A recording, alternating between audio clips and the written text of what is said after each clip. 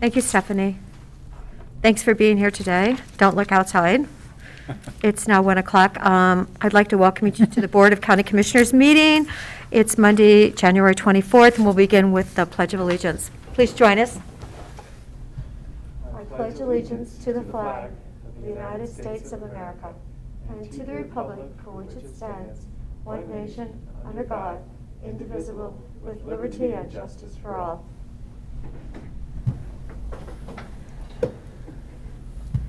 And I believe our first agenda item is a presentation from Visit Central Oregon. Julia.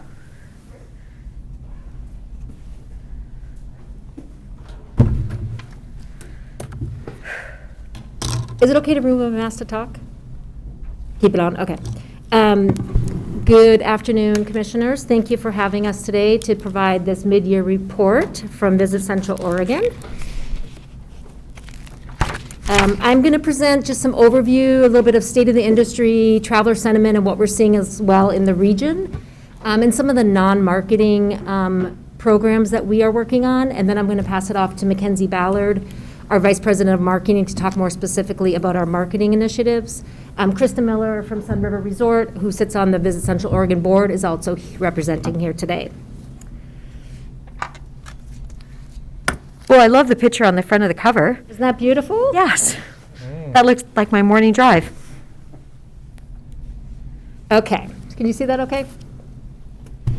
So just overall, the state of the industry, just a few points I wanted to make. We are seeing, based on data from the U.S. Travel Association, that domestic leisure travel is bouncing back and projected to reach 99% of pre-pandemic levels this year and to continue to grow. What we are seeing is that the business travel has not rebounded, not surprisingly. In-person professional meetings and events are not being attended at, and the decline last year was 76%, resulting in a $97 billion loss to the travel industry. Only about a third of U.S. businesses are currently engaging in any business-related travel. We've also seen 65% of all U.S. jobs that were lost last year in 2020, or 2 years ago, were supported by travel, and that they will not fully recover without this business travel returning to the industry. It's really critical to the recovery, the full recovery of travel. And business travel isn't projected to recover until 2024. So I'll speak a little bit more in the program about what we are doing to kind of help the region recover business and meetings events.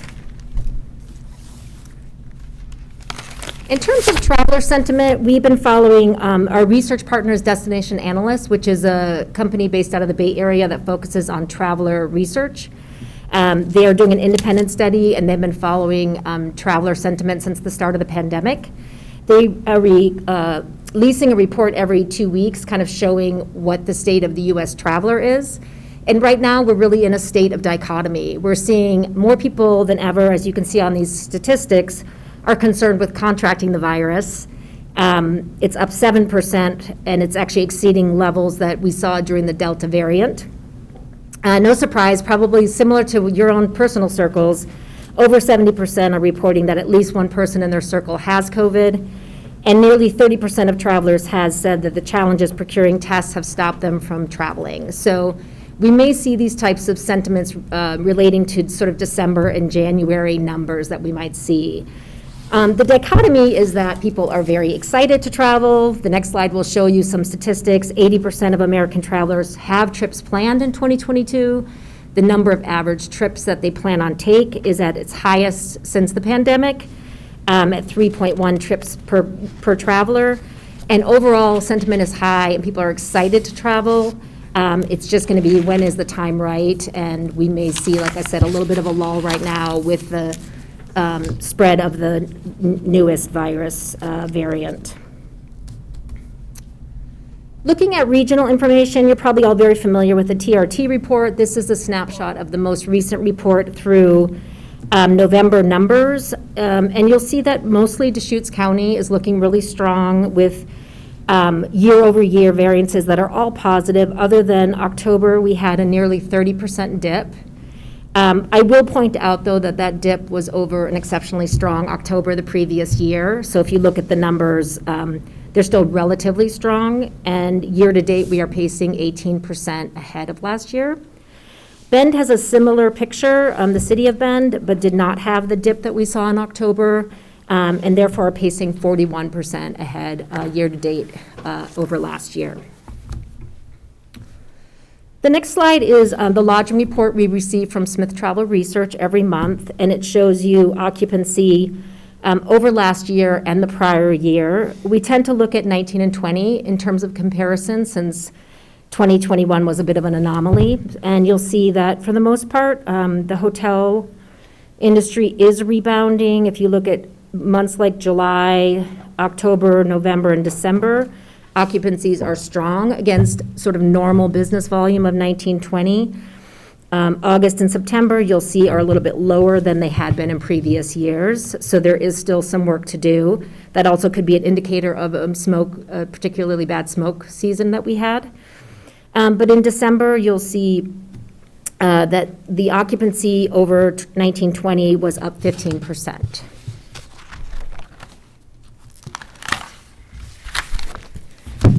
The next slide shows the average daily rate, which is, of course, a big factor in our revenue picture. And you will see that rate is also starting to rebound for the most part, largely because we're attracting visitors who can pay more for that room, and so we can drive up rate a little bit for recovery. So again, comparing those numbers over 2019 and 2020, most months are rebounding, but we did see in December that rate was down 10%, and that's probably due to consumer demand at that time. The following two reports show a similar picture, but it's oriented for the vacation rental market in the region. Again, we're seeing really strong numbers in occupancy when compared over 2019 and 2020. Numbers are actually, for the most part, higher every month, with December showing nearly 50% up over 2019, but slightly down 6% from last year. And the next page shows the average daily rate in vacation rental market, and you'll see that the rate is showing very strong numbers month over month when compared to 19 and 20, with December being over 40% more rate being charged than 2019 and 2020. So those numbers are very strong. And again, attracting the consumer that can pay more for their vacation rental as we expand our marketing into different markets. Julia, can I ask a question? So there's the Smith Travel Research data that's occupancy rates and price daily rates, and then there's this AirDNA data. Does the Smith Travel Research data include hotels and vacation rentals, or is it just hotels and then the AirDNA is just the vacation rentals? Smith Travel Research focuses on hotels, although some of those hotels may have properties that are similar to a vacation rental, whereas AirDNA will focus more on the Airbnb and the vacation rental market. So we really look at both of those to get a picture of our total occupancy and rate in both those markets. So it's two different data sets not overlapping. Exactly. Okay. And on the AirDNA data, we also get what's called a pace report, and we can look at how the next 5 months are pacing compared to how it paced in previous years. And so that next slide will show you that actually in terms of pace, this coming winter is looking a little bit soft. It looks better than the report we saw a month ago in December, with things being as much as 50% down, but now we're seeing numbers in the 30%. So if you look across by month, you'll see 32% down for January, which means there's not as many advanced bookings in the vacation rental market in the coming months as we've seen in past years. And the next slide will show that overall vacation rental pace is slowing this winter. That's most likely a factor of the virus and the spread of the virus. It also could be that we see that fill in if things improve. So it doesn't necessarily tell us how the winter is going to perform, but it's an indicator that things could be slowing down to 2021. Right now, we're pacing 27% down across those 5 months compared to last year. And we continue to track that every month to see what that pace looks like And that's it for regional metrics, unless you have any questions on that. I'm just going to move into one of the biggest factors impacting our tourism industry, which, as you know, is workforce. The Great Resignation, as you all know, has had a lot of people quitting their jobs. 24 million U.S. workers reportedly quit their job in a 6-month period. And the tourism industry was the hardest hit industry in that scenario, with 1 in 5 jobs lost being travel related. There's also a perception of hospitality workers not wanting to work in the industry anymore. And a recent survey showed that a quarter of hospitality workers said they do not want to work in that industry again. So there is definitely a perception and a reality that hospitality jobs are hard to fill. We're seeing that in our local economy, right, with restaurants not being able to fully support their normal hours of operation and going to reduce days or reduce shifts because they can't get the people to work in there. So it's one of the biggest factors facing our industry right now. Also, workforce is really changing, as we all know. It's moving to remote work. There's some interesting statistics about the growth of remote work from 3% of the workforce up to 18% of the workforce across the country. And the number one thing that workers are looking for is flexibility and freedom, which not all hospitality jobs can offer. According to research, the shift into remote working is picking up speed. Some reports saying that by the end of the year, we'll be at 25% of the workforce permanently working remotely, and that it's probably not going anywhere. As that affects our local employment, these most recent numbers from the State Bureau of Labor Statistics is showing that while the tourism industry is recovering jobs, you'll see by sector that quite a few are still really struggling to fill those jobs in those more entry-level frontline workers. You'll see full-service restaurants here are still 12% below pre-pandemic levels when they were maybe at 4% unemployment. Hotels and motels are at 7%. And some of the other establishments are doing better, like food carts, mobile food services, and limited service restaurants. But there's still quite a bit of work to do with the job recovery to really see the tourism industry recover fully. Our role as the DMO for the region is really evolving because of some of these issues facing the industry. So I want to talk a little bit about some of the partnerships that we're doing that are not marketing specific, and one of those is working with Visit Bend. We're currently collaborating right now on how the tourism industry, as DMOs, how we can impact this issue of workforce and lack of workforce in the hospitality industry. And we're looking at potentially starting a shared position between the two organizations that would tackle incentivizing workforce into hospitality jobs, being a go-between between our industry partners, like the resorts and other tourism businesses, as well as our educations, OSU and other educational outlets, to really incentivize tourism jobs and to help employers attract and retain staff. That position is in development right now. We've had some really interesting meetings with a number of our partners, including EDCO, the Bend Chamber, COIC, and some of our major employers like Sun River and Mount Bachelor, on how we can work together to positively impact this issue in kind of a long-term strategy with a dedicated position. Other industry partnerships I wanted to touch on, as you probably know, we have a partnership with Travel Oregon. We're also funded by them under a program called the Regional Cooperative Tourism Program, often referred to as the RCTP. We receive about $850,000 through that program currently. I wanted to point out that that program, we are the appointed regional destination marketing organization for Central Oregon. And so when you see pictures outside of Deschutes County in our printed collateral, it's through that program that we are able to really promote and support the entire region, including our more rural areas. This program really supports the money that we get from the county as well. It helps us leverage our reach with the state programs and promote the entire county and complement the funds that we get from the county where we focus on Deschutes County. It also has different types of programming that are mandated in that contract, and so it allows us some really broad programming that we're not necessarily doing with the county, And some of those things might be, are listed there, like we run a grant program or strategic investments through this plan to support some of our partners, and I'll talk a little bit about that just for your reference.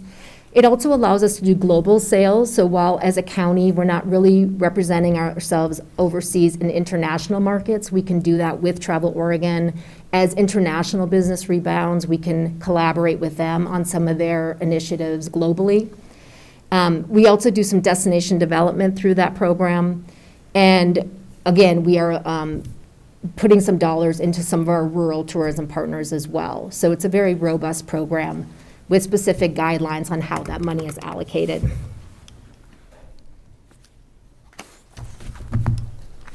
Another partnership that you may be aware of is the Central Oregon Air Service Team, where we partner with a number of organizations, the Bend Chamber, Visit Bend, EDCO, the Redmond Airport, of course, and the Redmond Chamber.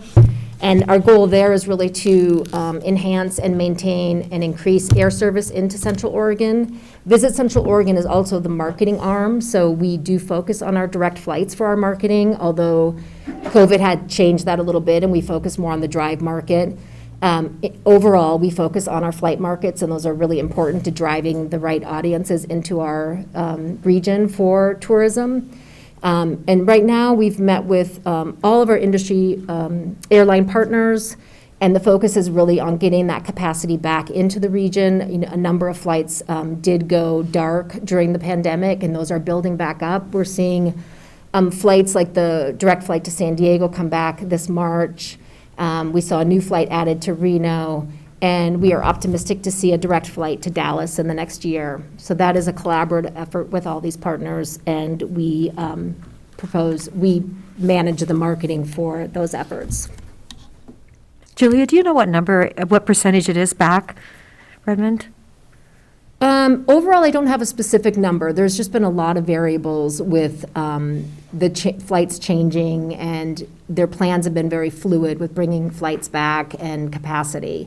But there is a quarterly report that I get from our airline consultant that I can share with you.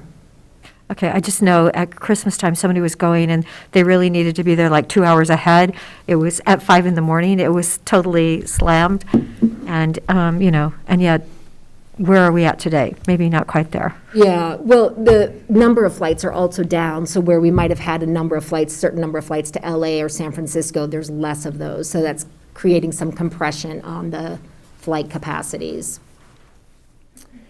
We also support a number of local events in the region, and some of them are listed here, and that's either through a grant program, as I mentioned, in the RCTP plan, or with the county money, we are doing different marketing partnerships. I won't run through all of them, but you'll kind of see the different types of things that we support throughout the region. We also support the arts. If you haven't seen Hunter Nowak in a landscape, he's incredible, and we've been really proud to sponsor that series for the past couple years. We've supported things at the High Desert Museum.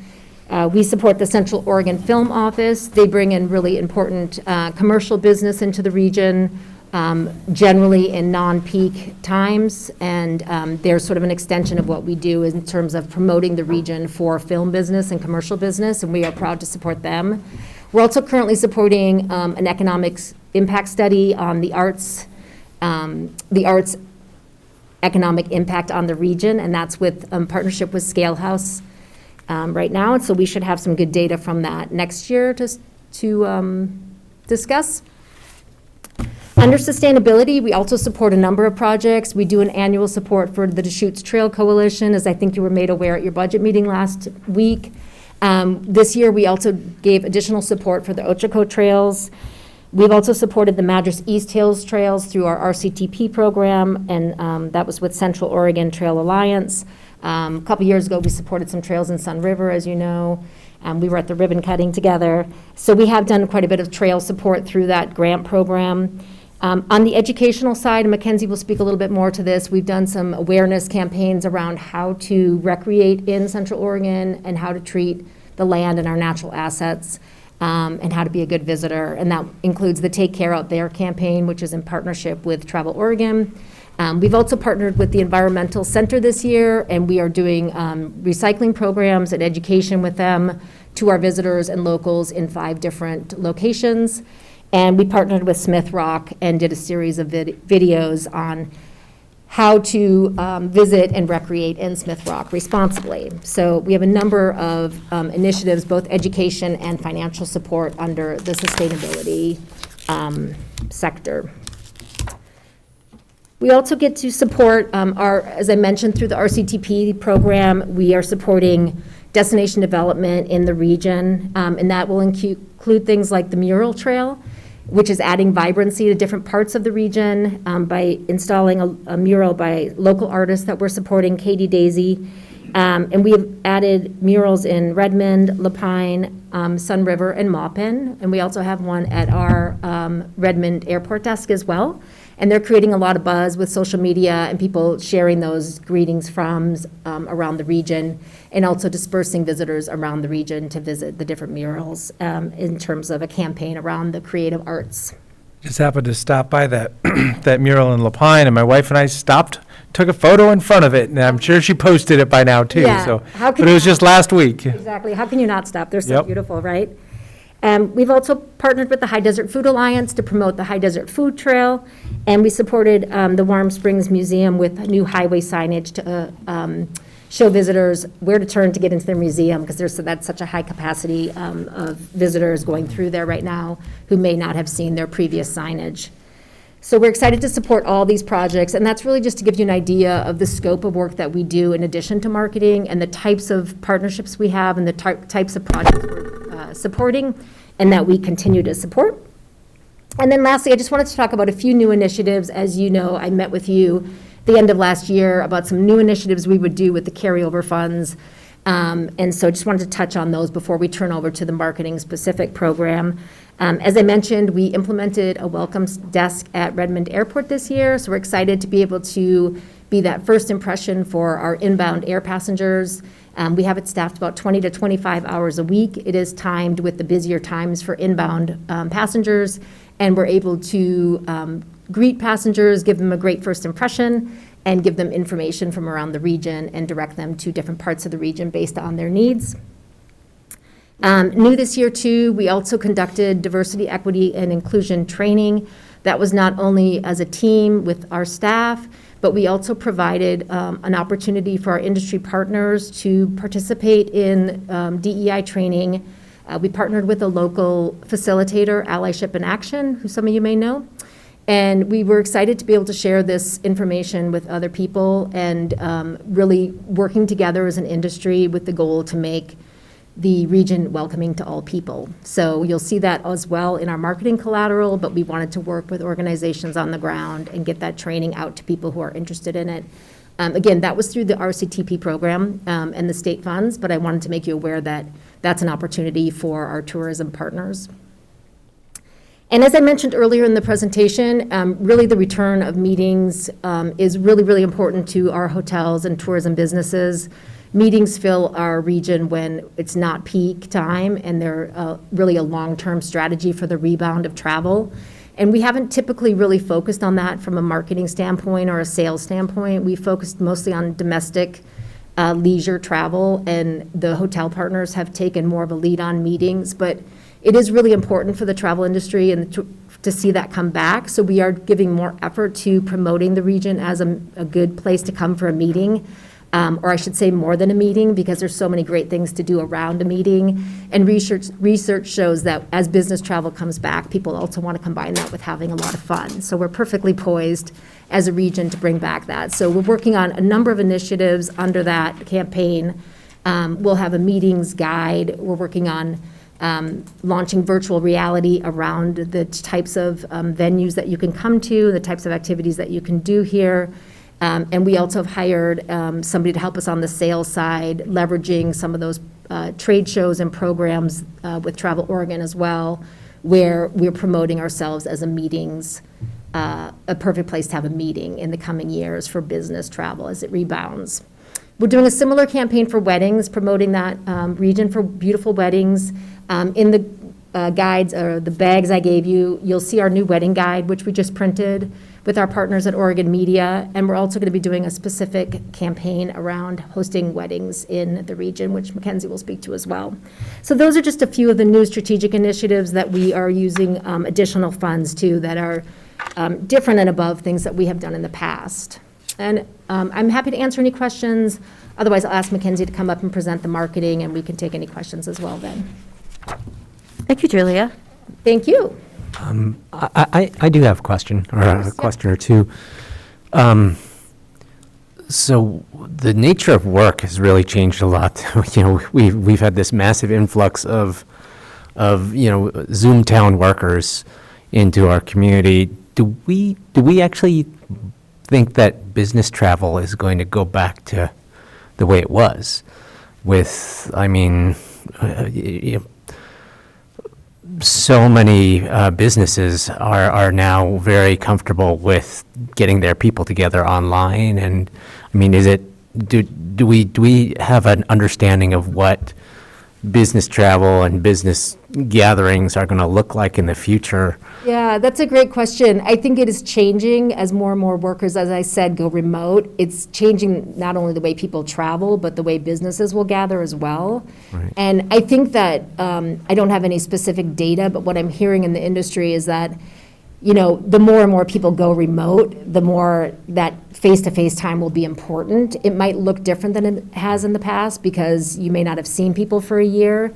I know some companies that are having, they're 100% remote and nobody's meeting, and then they're going to have a once-in-a-year big blowout with all of their employees in one place. So it may look different to have those types of meetings, but I think that the idea of face-to-face connection isn't going to go away, and we're seeing that people want to get together and meet and have events. But it may look different than it has in the past. It may not be the same types of business that we've seen in the past, but I think it will return. Yeah, and I was Good just wondering, question. the more virtual workers we have here, the more they may need to travel somewhere else, Yeah. which is good for air travel, but it's not necessarily good for lodging in town. So it'll be, I'm just curious about how the nature of work, of Yeah. business travel is going to change. It is an interesting Thanks for question those. because it's changing so rapidly. When you see the numbers of workers that were remote pre-pandemic to the amount of workers that are remote now and how that might change. But we do think that face-to-face meetings are still going to be in demand. We see people wanting to do them already, to have that connection and have that time together. But it may look different in terms of frequency and what types of events are happening. I think that certainly, data is showing people want to not just have a meeting, they want to incorporate fun and activities, and that's really what we want the campaign to show, is that you could come to Central Oregon, you could hold a meeting, but you can also go out and ski or golf or recreate and have all these other great team-building activities. And so I think we are really well poised for that kind of business travel coming back, where people want to that line between work and play might be blurred a little bit, and we're really well poised to host those kinds of business travel. But you did say it isn't projected to come back until 2024. Well, those are statistics from U.S. travel, which would be nationwide, and so they're saying that full recovery of business travel is not projected until 2024. But I think that might depend on the types of destinations you are. People might be less interested in going into a big convention hall and having a typical business meeting versus going to a place where they can recreate and get outside and have team building, and a place like Central Oregon where, we're saying you can have more than a meeting, you can have all these great other activities. So I think while the full rebound might take a while, I think some destinations will be more in demand than others for having that meeting or get together. Thank you so much. Yeah, My other question was a tourism workforce question. So yeah. you described how there was some very substantial resignations and movement in the last year, and I was wondering. My impression is also that this same tourism workforce in the year before were some of the people who were subjected to lots of layoffs and furloughs and things like that in the first year of the pandemic. And so I'm just trying to get a overall sense of how much disruption there has been in this workforce and people coming in and out of Yeah. employment. I think what we're seeing, what I saw in the most recent labor statistics is that 20% of the hospitality workers in the state of Oregon, so it's not specific to Central Oregon, left the industry and went to a different industry that offered either better pay or better benefits. So I think one goal of this position and this collaboration that we're talking about with our partners is to work on making hospitality jobs. I think they maybe need some better marketing around hospitality jobs and where that might lead in terms of career path or opportunities for people who might, if we're looking at more of a long-term strategy, and also some work around hospitality jobs as seasonal jobs where you could come to Central Oregon and have a seasonal job, or perhaps two seasonal jobs, like a winter and summer job. So I think there's sort of two different tracks for that. But overall, the position would be to basically help us market hospitality and the tourism industry as a really great place to work, because I think it has a perception of right now it's a pretty tough place to work, and kind of help highlight some of those opportunities that may exist within the industry above and beyond sort of your entry-level position, and to work with employers on how to attract and retain people. So it might be that working with some of our partners on different types of benefits. Housing obviously is a huge piece of this, which is going to need bigger, broader support from partners. But we just would really, we want to be proactive about bringing people back into hospitality jobs and having somebody dedicated to hospitality, much like we've seen with healthcare and manufacturing and other organizations working on those industries. We want to advocate for tourism jobs. So it's a pretty big lift, but I think we have a lot of partners that can support us in that, in terms of other people working on things like housing and childcare, and us working on the perception of hospitality jobs and what those opportunities might be. Right. Does that answer your question? Yes. Yeah, no, And it is helpful to get a better sense of the whole picture of Yeah, why it's so challenging. Yeah, it is very challenging, and I think that, it's still in development in terms of exactly how it'll work, because we haven't seen this exact role before. But we want to be proactive about bringing people back into hospitality and helping our hospitality employers, probably some of the smaller businesses. Some of the larger employers may have those initiatives already in place to attract people, but working with some of the smaller businesses as well, and kind of attracting and how to retain hospitality workers. And that might be, like I said, offering better benefits, or tapping into other programs that are happening to help lift people up. Right. Thanks. Yeah, thank you. I'll pass it over to Mackenzie, who's going to talk about our marketing programs and the success of our marketing at this mid-year point. Thank Great. you. Great, thank you. Thanks, Mackenzie. Yeah, I was just using that. Okay. And how are we doing on time? Well, What we've should I- allocated what should I start? 14 more minutes, so I don't know, you've got We a have pretty big 14 packet. minutes? Go ahead, do what you can. I mean, it's very important, so. All right. Well, first I just wanted to start you off with an overview of our overall impressions and our marketing reach, and then I'll dive into some of our newer strategic initiatives like Julia mentioned, and thank you for having us. So at our visitor center in Sun River and at our new welcome desk in the Redmond Airport, we've had close to 75,000 visitor engagements since July. Our marketing campaigns have driven over 17 million impressions between July and December. And altogether, our websites, which include visitcentraloregon.com, the Central Oregon Golf Trail, and our bookable experiences pages, have received over 1 million page views this fiscal. I'll get into some of the PR and social impressions a little bit later. Like Julia mentioned, we are very proud of our Central Oregon Mural Trail project. I actually just drove through Redmond last night and got to see the final mural there, and it's really about beautifying the area and bringing an experience for people who are visitors or locals alike. You could take people there when you're having friends come to town and really share those moments, and the deeper you look into each mural, you see more and more that stands out about what's special about those towns. So it's been a really fun project for us, and we're happy to have some of those funds coming from Travel Oregon to help support us in that, on top of what we're doing with our Deschutes County funds. I actually saw the one in Maupin. Oh, you did? Yes, there was a Shanaco shooting one day, and 97 was closed, so I had to go that way. Anyway, I saw it, so, Yeah, they're pretty You never bright. know what you get to see when you're out driving around. And the Moppin one's fun because we have it's in front of a stage too, so they do live music in front of it. And as Julie mentioned, our next murals we have planned are in Sisters and in Bend. And then another project that we've continued developing is our Take Care Out There campaign. This is a collaboration between us and Discover Your Forest. Like many other destinations, people have flocked to our natural attractions, and we feel it's our duty to step in and help educate people on how to be good stewards of the land. We've also done that with our Smith Rock video series, as Julia mentioned.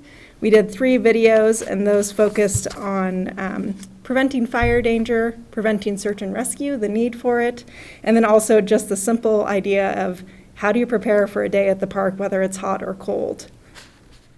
We've been promoting those Take Care Out There videos all last summer and spring. We actually had billboards in Central Oregon during the summer months because we really wanted to get visitors' eyes on these concepts and make it clear to them what's expected when they're visiting. And this is the type of evergreen content that we'll continue to promote throughout the year. Moving on to our campaigns that we've been running. With the rollout of the COVID vaccine, we really switched our messaging to where the market was. Venture Out was our go-to messaging, and this was for our lifestyle and our golf campaigns. It served as an invitation to visit and explore Central Oregon in a safe way. And as you'll see in some of our images, the things that we were promoting were dining experience and then outdoor recreation, because that's really where the market was and what people wanted to get back into.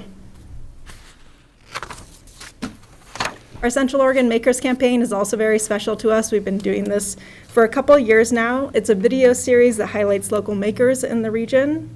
And we really use this as a way to inspire visitors to seek out and support people in our communities, financially and just by sharing their videos. This campaign has reached nearly 60,000 people on Facebook, and it has over 5,000 views on YouTube.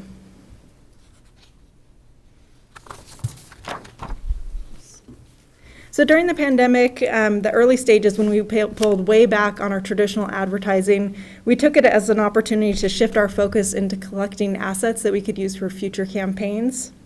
Based on our research and feedback from focus groups, we knew that we had a lot of growing to do in investing in creative assets that featured a diverse set of people that really mirrors what we see in our target markets. I just wanted to flip through a few of these images because they're beautiful for one, and just to give you an idea of the types of assets that we captured.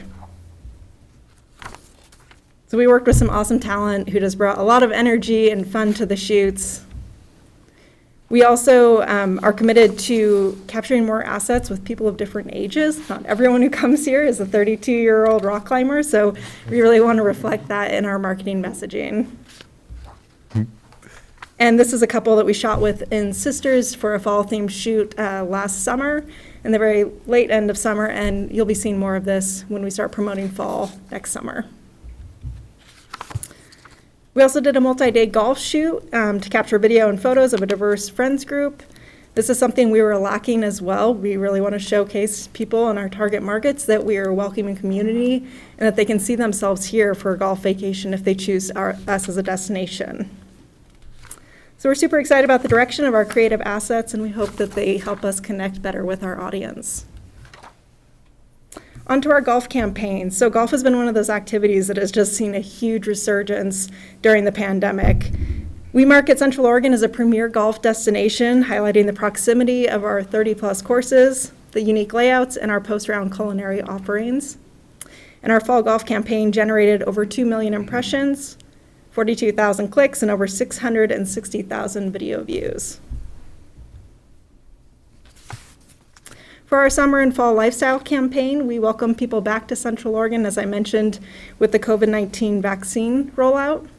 The campaign delivered over 15 million impressions, nearly 17,000 partner link clicks. That means businesses in our region are getting 17,000 clicks from our website during that time. And it generated over 450 visitor guide requests. Julia mentioned this earlier, but during the beginning of the pandemic, we shifted our target markets to be places that you could drive from for obvious reasons now. Now we're back to targeting our direct flight markets. Those are Seattle, San Francisco, LA, and Phoenix. Those are our primary markets. And these are the areas where it'd be really difficult for one business alone to make an impact. So that's where we step in and really focus our marketing efforts. In late September, we launched our new website. Hope you've seen it by now. We've had some great reaction to it. Since July, we've had over 870,000 page views on visitcentraloregon.com alone. And we've attracted more than 300,000 new users. That's up over 100% year over year. We also are keeping people on the website longer once they get there. So pages per session is up 35% year over year, which to us means that the way we built our website based on research and what people are searching for in Central Oregon is really working. Once they get there, they know that they can find the information they're looking for. So the new website also features all of our refreshed branding, maps with our partners, bookable experiences with businesses, and a new weddings and meetings page. This is just a look at a glance, I should say, at where some of our audience is coming from, the top states, and then male versus female comparison. And then we really see our website as just a platform for helping regional businesses get exposure. And that TravelNet Solutions formula, it shows that the 27,000 outbound links to lodging partners is equated to $1.3 million in revenue to our lodging partners. Onto our owned media. This is really an area we're growing. Most destination marketing organizations will just do an annual visitor guide or a travel guide, but we're adding 2 guides. Julia mentioned that, a weddings guide and a meetings guide. And I'll show you the covers of those in a minute. But just some quick look at the numbers. We have 93,000 opt-in subscribers. This grew by 6% year over year. And our average open rate for consumer emails is around 26%. Our readership for the visitor's guide that we put out each fall is around 350,000. So that means all those businesses in our visitor guide are getting a huge lift by people looking through that visitor guide throughout the year. Our travel guide provides visitors and locals alike with information about the region. And last year it won 2 Maggie Awards. We hope to do the same this year. With our High Desert Weddings Guide, you do have that printed copy. We put out 15,000 printed copies with Oregon media that will be distributed around the Pacific Northwest and then through requests on our website. And we're excited about the number of partners that we're able to highlight in it. And then our meetings guide, I think Julia covered that pretty well, and since we're short on time, I'll let you go through that on your own. For social media, that's just where we go with that ongoing communication with our audience, and things have been going really well. Our Instagram engagement is up over 164%. Our Facebook engagements are up over 2,600%. And then we're still developing content for things like Pinterest, where we can really put out that educational information like travel guides for the region. YouTube is performing strong. We've had over 500,000 views since July, which means the partner businesses that are featured in those videos that we're doing are getting highlighted and seen that many times. And lastly, on to PR. We work with a local agency in Travel Oregon to generate earned media and awareness for Central Oregon as a destination.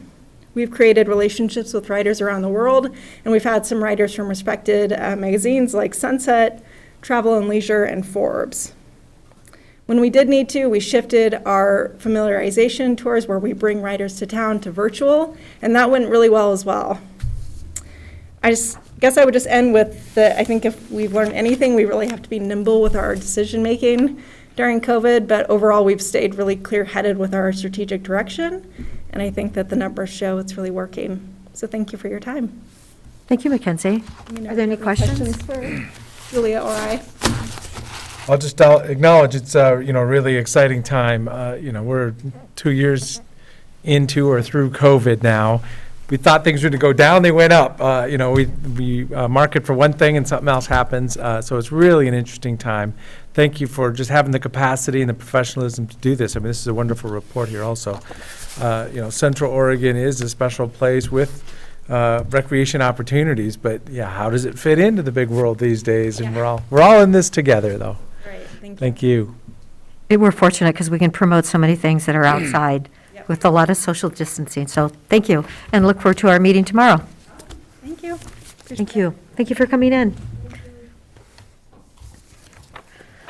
Next on our agenda is an award to East Redmond Fuel. Thank you, Ed. Good afternoon, Commissioners. For the record, Ed Keith, County Forester. What I have for you for this agenda item today is an intent to award letter. The letter is awarding a contract to Three Rivers Tree Service. We bid this contract out in late December, following my previous conversation with you actually on the commitment for the match for this project. This project is on Deschutes County land, primarily funded by a FEMA hazard mitigation grant that we've received this past fall. It is going to be treating approximately 566 acres. And again, that property is located just east of the city of Redmond. This contract was solicited bids from 8 different contractors. We had 4 responses that are summarized in the bid matrix. The successful bid was $310,500. Quite a range of bids, actually. Not necessarily unusual, but I was pleased with a quite a bit lower number than what I anticipated when we talked about this project in December. With that, I would just also note, besides the intent to award, that then we do have a more firm number for the Deschutes County share of this. So the required share is 25% or $77,625. In talking to Greg Munn, he's suggesting that that comes out of the general fund. And with your approval of that, then he would bring back a budget resolution to. And didn't we expect this to cost more, like significantly more? And what about that funding? Can we use that to do anything somewhere else? Potentially. The grant is limited on the scope of work.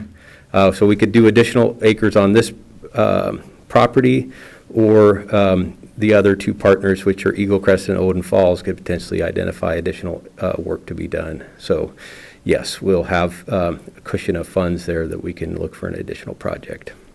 Great. That's amazing. So with the lower bids, we are currently sticking with the number of acres that we had originally scoped and just spending less. Correct. But there's still these are federal funds, correct? Correct. So there's still federal funds on the table. Yes. Okay. Do you have a preference on whether we do more work on the county lands or whether we do more with some of these partners? Well, I'd like to reach out to the partners and see if they have anything. It may not even be an either or. It's a pretty sizable amount that would still be left. So we could maybe do multiple projects depending on what they may or may not have available to do. And are those partners, are they using the same contractors, or are they bidding are they putting out separate contracts? Well, we have bid out the contracts, but it has been a different contractor that's been awarded the other work. For their properties? Correct. Got it. And the reason we bid that out is because the grant stipulations require, that we follow a whole host of rules as far as bidding and procurement and all that sort of thing. And so we bid it out in cooperation with them. So we, for the projects that aren't on our land, we work with them on the scope and all the work, but we're the actual contracting agent, and they contribute their 25% share to the overall cost. And Ed, so now I've had since the last time we looked at something like this, I had a chance to see the work that happened on the property just a little bit north of Bend.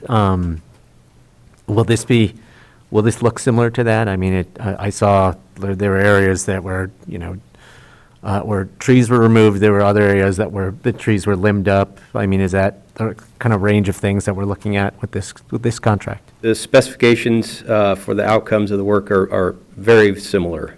The only difference with this is that we're a little bit more bound with FEMA requirements that require work over the winter and things like that. So that's really the only difference, is more the seasonal restrictions, timing, that sort of thing. And so a little bit more limited in what type of equipment we can use. But that it should, when all the work is said and done and you go and look at it, should look very similar. Thanks. Any other questions? Do we have a motion? I move approval of document 2022-125, notice of intent to award the East Redmond fuel reduction contract. And I will second it. Any other question? Commissioner Chang? Yes? Commissioner DeBonne? Yes. Yes, and the chair votes yes. Thank you, Ed. I'm glad to hear we can spend some more and get more work done. And more. Well, it's Well- good that we know that there's more resources to be able to dream about the next projects currently, yeah. Definitely. $550 an acre is good. It's a Pretty surprising, actually, with, yeah. Yeah. How soon will that project start? I hope that it starts the day after the 7-day protest period on. Okay, Pretty soon, because we have to stop work for a seasonal restriction on March 15th, and then can't pick that up again until the end of fire season. So been trying to get this out the door as soon as we can, try to get that work going. oh, good. So Yep. hopefully they'll have maybe February and March. in 2 weeks. Okay, so maybe 6 weeks of work. Yeah. Thank you, Ed. Okay, we now have an update from the Deschutes Collaborative Forest Project, please. Thank you, Laura. Thank you. Laura Skundrick, Administrative Services. So during the fiscal year 22 video lottery fund allocation exercise, the board allocated $20,000 each to 3 grantees. This was to support their project operations. So one of those grantees is here with us today to provide an update on their projects and priorities, as well as answer any questions that you may have. So today we have the Deschutes Collaborative Forest Project here with us, a few members. So I will hand it over to them to introduce themselves. Thank you. Thank you, Laura. Thank you, Mary Russell. Welcome.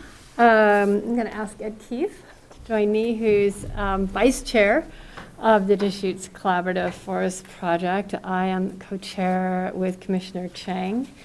Chair Adair, Commissioner DeBonne, Commissioner Chang, thank you so much for this opportunity to update you. I'm going to try to flow through this pretty quickly. And it's a pretty complicated project. We have lots of partners and lots of different kinds of work. And I suggest if you want us to dig even deeper, and there are plenty of ways to do that, we're welcome to put another presentation together and come back to you. But I think for this moment, we've prepared something that I think you will find hopefully informative and in support of the total $20,000 grant that you awarded us in the beginning of July. So thank you. Someone's driving for me. Thank you. I've got, I can turn you to see if you want to push the button. Perfect. No, that's fine. So anyway, so we're going to go forward with an overview of the DCFP, talking about upcoming investments in the forest and the fire focus, organizational opportunities within the DCFP, and then a quick financial overview, just so you can see what we've done with your dollars to date. And so move forward. I'm going to turn this over to Ed to just introduce sort of on this very overbusy slide what this means. Just going to say that. So again, for the record, Ed Keith, County Forester and Vice Chair of the Deschutes Collaborative Forest Project. This slide was just meant to really illustrate that one of our strengths of this organization is that we have identified essentially different interest groups with interest in the forest, but that may look at issues quite differently depending on what their perspective is.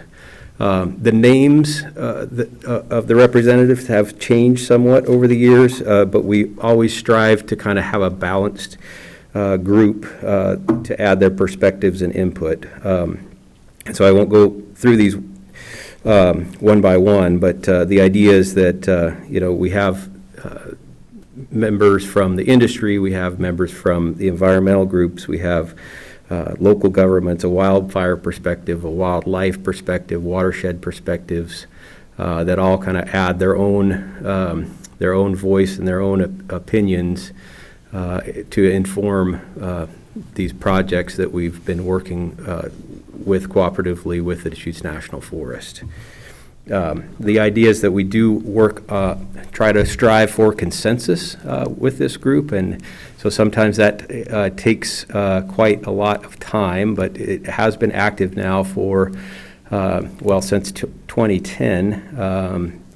And so this group has worked through a sizable number of issues over those years, and for the most part has come to 100% consensus on recommendations that have moved forward to the Forest Service.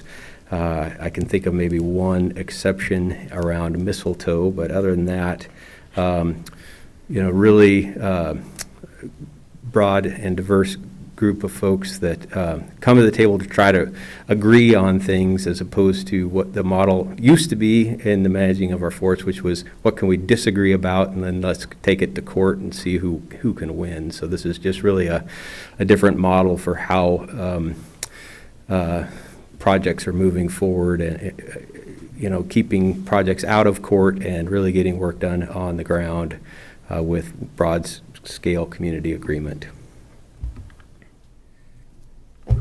That's just a great description. This is one of the many pages out on the Deschutes Collaborative Forest Project website. This specifically just talks about the process that we go through, planning with a lot of partners. The collaborative also has a lot of subcommittees in various areas. Then it leads to really careful and selective logging, and moves on to mowing the underbrush before there's an application of controlled burns. This is from a presentation. I wish you could see the map on the left a little better. This is in the entire Deschutes National Forest, their projects that are current, and at every collaborative DCFP meeting, we actually get a printed update of the various projects and what state they're in, what part of the process they're in. And as you will see, there's a fair amount of awards for removal of timber that happen to be on this current update in various parts of our county and in the forest on projects that the collaborative has worked through in partnership, again, with local stakeholders, and now the Forest Service is following those guidelines. So I passed one of those trucks coming down from the mountain this morning super early. So that work is taking place right now and continuing to keep our mills open, which is so important. This is just a sort of, this next is somewhat the same map. It just focuses on the Deschutes Collaborative Forest Project boundary again. And you can see Sisters and Bend and Sun River and all the different projects that the DCF is tackling over time to really address a resilient, healthy forest in our landscape, which is becoming increasingly critical. So this next slide is sort of more of an understanding of how our forests change when you're up in the high Cascades and you start moving back down into this this desert, this high desert, and the different types of ecosystems. And then down below you can see the return of fire so intervals and different kinds of forests. Right close to Bend, the ponderosa forests often may have a return as often on the ground between 10 and 25 years. the forests that are way high in the Cascades up high, the hemlock forest, and some of those may have a fire return maybe every 100 years. And there's a very specific science that, and a lot of study has gone into determining the type of treatments depending on sort of what happened 1,000 years before we humans sort of started suppressing fire and changing the impact of fire in our, right, what that used to happen regularly in our forests. This is kind of fun. I don't think you can see it very well, but these guys are out here. They've cut this stump. On the right, you can see all the different times on this particular slice that fire showed up as this tree grew. So that was a pretty old stump that they were looking at. And this is a different scale, again, looking at our environment, looking at the trees, understanding how fire moved through our ecosystem so that we can begin to look, as we're working in our forests, we're more responsible in the way, and hopefully we have a more resilient forest next to us. So the key takeaways: fire was an integral part. Our communities are now on the very edge of the forest. We all know that more of our population and property at risk. And we have lots of partners throughout our region that are looking at this. And this next slide was just a fun slide because it shows what has traditionally happened in these ponderosa forests next to our communities when you have a continual return of low-level fire. And this is what it looks like. And you can, a couple hours later after the fire goes through, you can actually go out and walk on that land, and the lizards start coming out from underneath their little holes. I mean, it's low-level fire didn't destroy habitat. It basically renewed habitat for the trees and everything that lived in our forests. I wanted to throw this next slide in. I found this actually in a different presentation that, and this was, I'm just going to read it to you because I'd kind of forgotten about this. So this was July 18th, 2020. There was a Roseland Road fire that was reported. It was just northeast of La Pine in the Newberry Estates subdivision. Looked like there was going to be intense burning, fire spotting, rapid fire growth. It was kind of one of those events that we just don't want to hear about or ever see started. But fortunately, this particular fire ran into some fuels treatment units that had been underburned just a year ago, more or less, in May 2019. This is the kind of work that we can be doing and that we can begin to accelerate in our region. And one of the key focuses of this organization and all the partners that we work with. So in moving to the next slide, again, this is sort of, we think about burnt fires being destructive, and you can see what happens even like the same trail, the same place, just 1 year afterwards. And I think there we go. So prescribed fire. And this, again, was a really high-level slide that I presented about a year ago to a group. I think the takeaways are that the Dcfp has over 120,000 acres of prescribed burn planned. At the rate we're moving right now, it'll take us 20 years. I think we can all recognize right now that this type of work we need more of, less of, right? It's queued up. We just need the resources. We have a lot of the social license and community understanding to move forward this, but it takes more resources and more planning and just more to move through this. So the next slide, I wanted to talk a little bit about the Deschutes Collaborative transitioning into the future. As Ed mentioned, the collaborative came out of the ground and first began its work almost 12 years ago. So there are always moments in any organization, in any institution, in any group, where it just is a moment to sort of take a moment and intentionally sort of take your next steps. We are in that transition right now.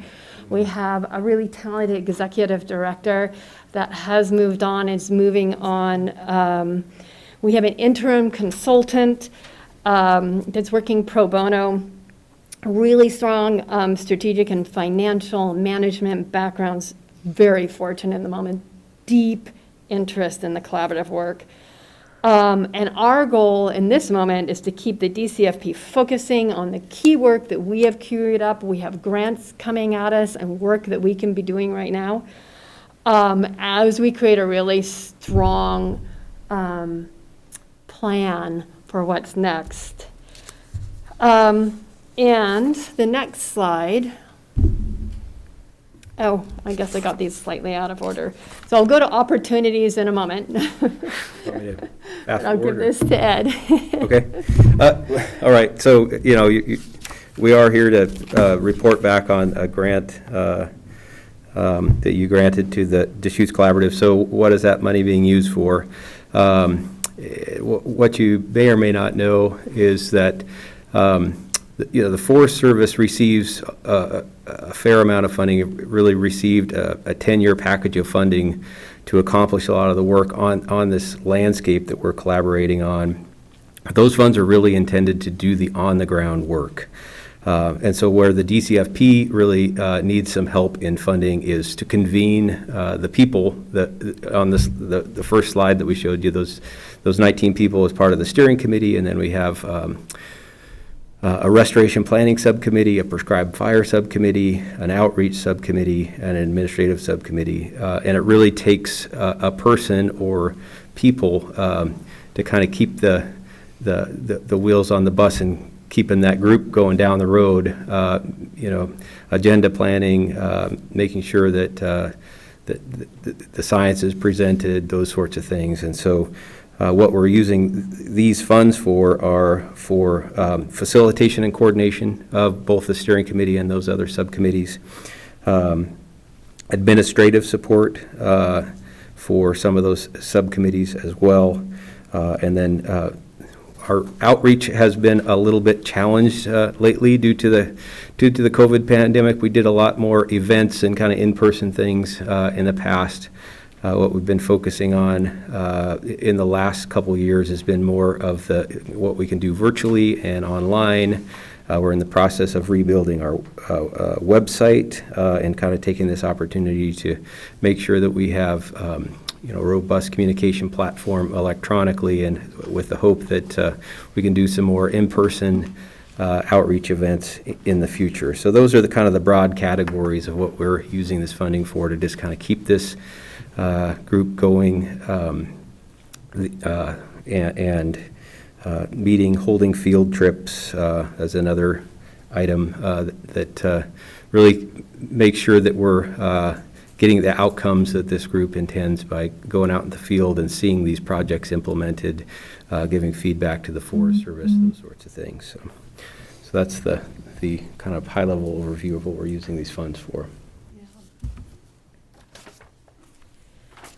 So, as all of you are aware, there are a lot of opportunities heading our way as a community in terms of increasing focus on fires, the impact on fires on our community, the need to accelerate the work that the Deschutes Collaborative has been working on queuing up in our community for over a decade now. We have ongoing grant opportunities with various programs. We have a grant program with OWEB, which has 3 different parts to it.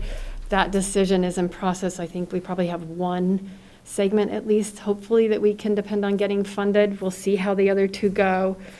We also have a federal forest restoration program, which is, I have to put on my glasses for this, Technical Assistance and Science Support, better known as TASS, which focuses on the intact ecosystem within a forest as we're finishing up our work. So you have existing roads, making sure that the roads and the trails are mapped. And so as we move through the forest and we do our work, then as we move out of them, we have left really good, healthy ecosystems and recreation areas as well. And we all know, we just heard the U.S. Department of Agriculture and a 10-year strategy to confront the wildfire crisis. We know that there are opportunities for funding that are becoming right at us through the Forest Service and other federal funding agencies, and we know also through the state, the Senate Bill 762. There are huge grant and work opportunities there. It's sort of like we've worked these 12 years to get to here now, and here we are. And let's go and let's make sure that our communities, the county, the city, the collaborative, the Deschutes Collaborative, and all our different partners are really working strongly together and well-funded and connected to move through this next phase. And I mean, the moment's really now. So essentially, this is just a quick summary. Let's keep our lottery dollars in Deschutes County, keeping the Dcfp working while preparing for these significant investments. That's sort of the bottom line. I have a question. I don't know, maybe Ed would answer. The $3,000 that was allocated for outreach, since it's hard to spend that, are you going to move that to something else? I have a scope of work that outlines how those dollars would be spent. Oh, good, because I would think, why would we just leave it sitting there if it's going to be really hard? Leave it sitting there. It's just a matter of timing and sort of, we have some work. Like, you don't want to know this much detail, but I'll jump down this rabbit hole. Like, the website that I alluded to on such an old platform that we can barely update anything anymore. So we're now creating a new platform and trying to update it all. It just takes time and money, right? I'm in money. So we'll begin to do some of that work as we move into the spring. And then there's a whole nother scope of work that got created by the outreach committee, which I'm holding in front of me. Okay, So sorry. we were just in this little. I got ahead of you. Yeah. And we may have funded it as well through some other funding sources in the interim too. So anyway, that helps. Okay, where were we? So again, in the prescribed fire, which is sort of the last step in working in our forests, you know, our forests and the plants and animals that live there, they need this low intensity fire. So I want to, you know, reiterate how important that moment is, that we do primarily in our forests in the spring and the fall, and really emphasize all the work that has to happen, we talked about earlier, just to be able to get there.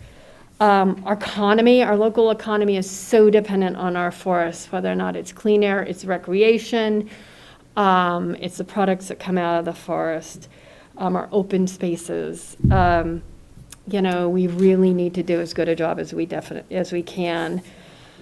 And I think that's about it on this slide. Just let you read through it.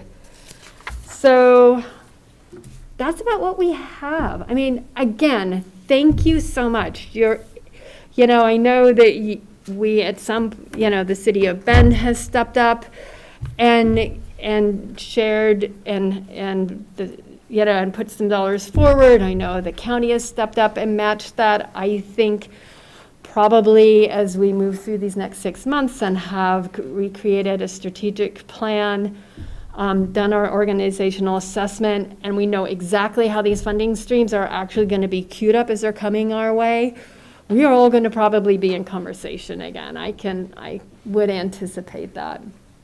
So thank you for getting us where we are now, and for hopefully you'll agree to support us through, at least through June 30th, as we move through this next phase of continuing programs and beginning to just double check that we're on the right path and doing exactly what our community needs in this moment with all the changes that are happening in our world right now. And that's it. So questions? And first I should say, Ed, what else would you like to add? There's so much to say. Well, I guess I would just say, you know, or you may be wondering, you know, this group kind of does a lot of meetings and field trips, but does anything really happen out on the ground of any importance? And I would say, you know, in the first 10 years, as we wrapped up our first decade with the Deschutes Collaborative, total on the landscape from Black Butte Ranch to Sun River, 120,000 acres were treated in some form or fashion. That could include timber harvest, small tree thinning, brush mowing, and prescribed fire. So it really is resulting in work getting done, reducing the risk of high-intensity wildfire next to our communities, while providing jobs and forest products all at the same time. And so it really has, resulted in less lawsuits and more work getting done on the ground. And the Forest Service does really rely on this group to, continue these conversations and of what the community agrees should be happening out on our public lands and forests. So I guess I would just end it with that, yeah. Well, thank you, Ed. Thank you, Mayor Russell, for joining us today. Any other questions? We'll get this packet, will we not? Yes. Yes. Thank you. What's The plan. What's the work product for the next year or two? As in, I understand it's, the collaborative, thumbs up, let's go do these projects and let's not litigate these matters. I mean, is that the scope of this effort, I guess, in the future? Well, yeah, so we're actually transitioning in that term as well, Commissioner DeBone. What we're just on the verge of wrapping up is recommendations to the Forest Service on lodgepole pine management. And so this group started with what was thought to be very hard and turned out to be probably the easiest one, which was dry ponderosa pine, and then worked on mistletoe, dry and moist mixed conifer. But lodgepole was really the other main ecotype out there that really hadn't had recommendations. So our restoration planning subcommittee has worked through those recommendations and is just finalizing those. Those will come to the steering committee. So in the near term, that's our next recommendation, is recommendations on management of lodgepole pine, informed by some pretty recent research and science. But also backed up by kind of that social license. And then we're moving on and have just been funded to do a kind of a pilot project in the Sisters area. It's called the Garrison Project, where there's going to be an inventory of roads and trails. So we have an overabundance in some areas of roads and trails, including user-created trails that weren't necessarily planned, those sorts of things, and they tend to have quite a large impact on wildlife. In particular, this project would be looking at mule deer winter range and how those roads and trails may not be serving the mule deer, and how you could look at that whole inventory in this Garrison Project area and potentially look at what roads and trails should remain open in the future and which ones maybe should not. So that's the next set of conversations that we're queuing up, and have just been notified that we received that funding just a matter of a few weeks ago, actually, to move that project forward. So. Well, so then a question, where did the definition of those needed project, efforts come from? Is that Forest Service requests? Partially Forest Service requests and partially interest in the people that sit on the steering committee or participate in a subcommittee.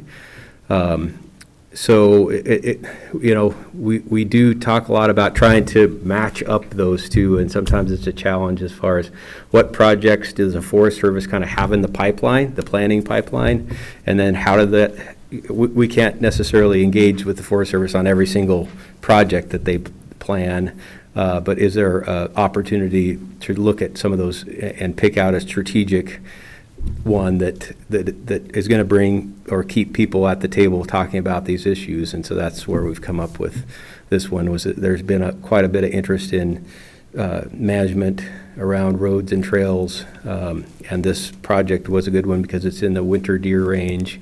So it's kind of a combination of both the membership interest and Forest Service need. Great, thank you. But this kind of ties a little bit to the discussion we were having with the Deschutes Trails Coalition the other day, where the question is, well, is the Forest Service driving this work, or is the community driving this work? And in this case, similar to the Deschutes Trails Coalition, it's both. The Forest Service has much more capacity to do vegetation management work, than it does to do trail work. So the Forest Service can drive a little bit more here than they can in the world of trails. In the world of trails, it's almost entirely community-driven.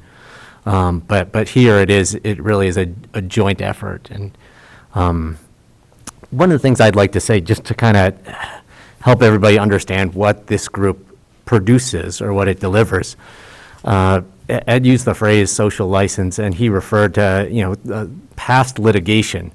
And I just wanted to say that the social agreement that the Deschutes Collaborative produces gets us more than just getting past litigation. So that is one of the things that the agreement gets us, is it really reduces objections, appeals, litigation on projects.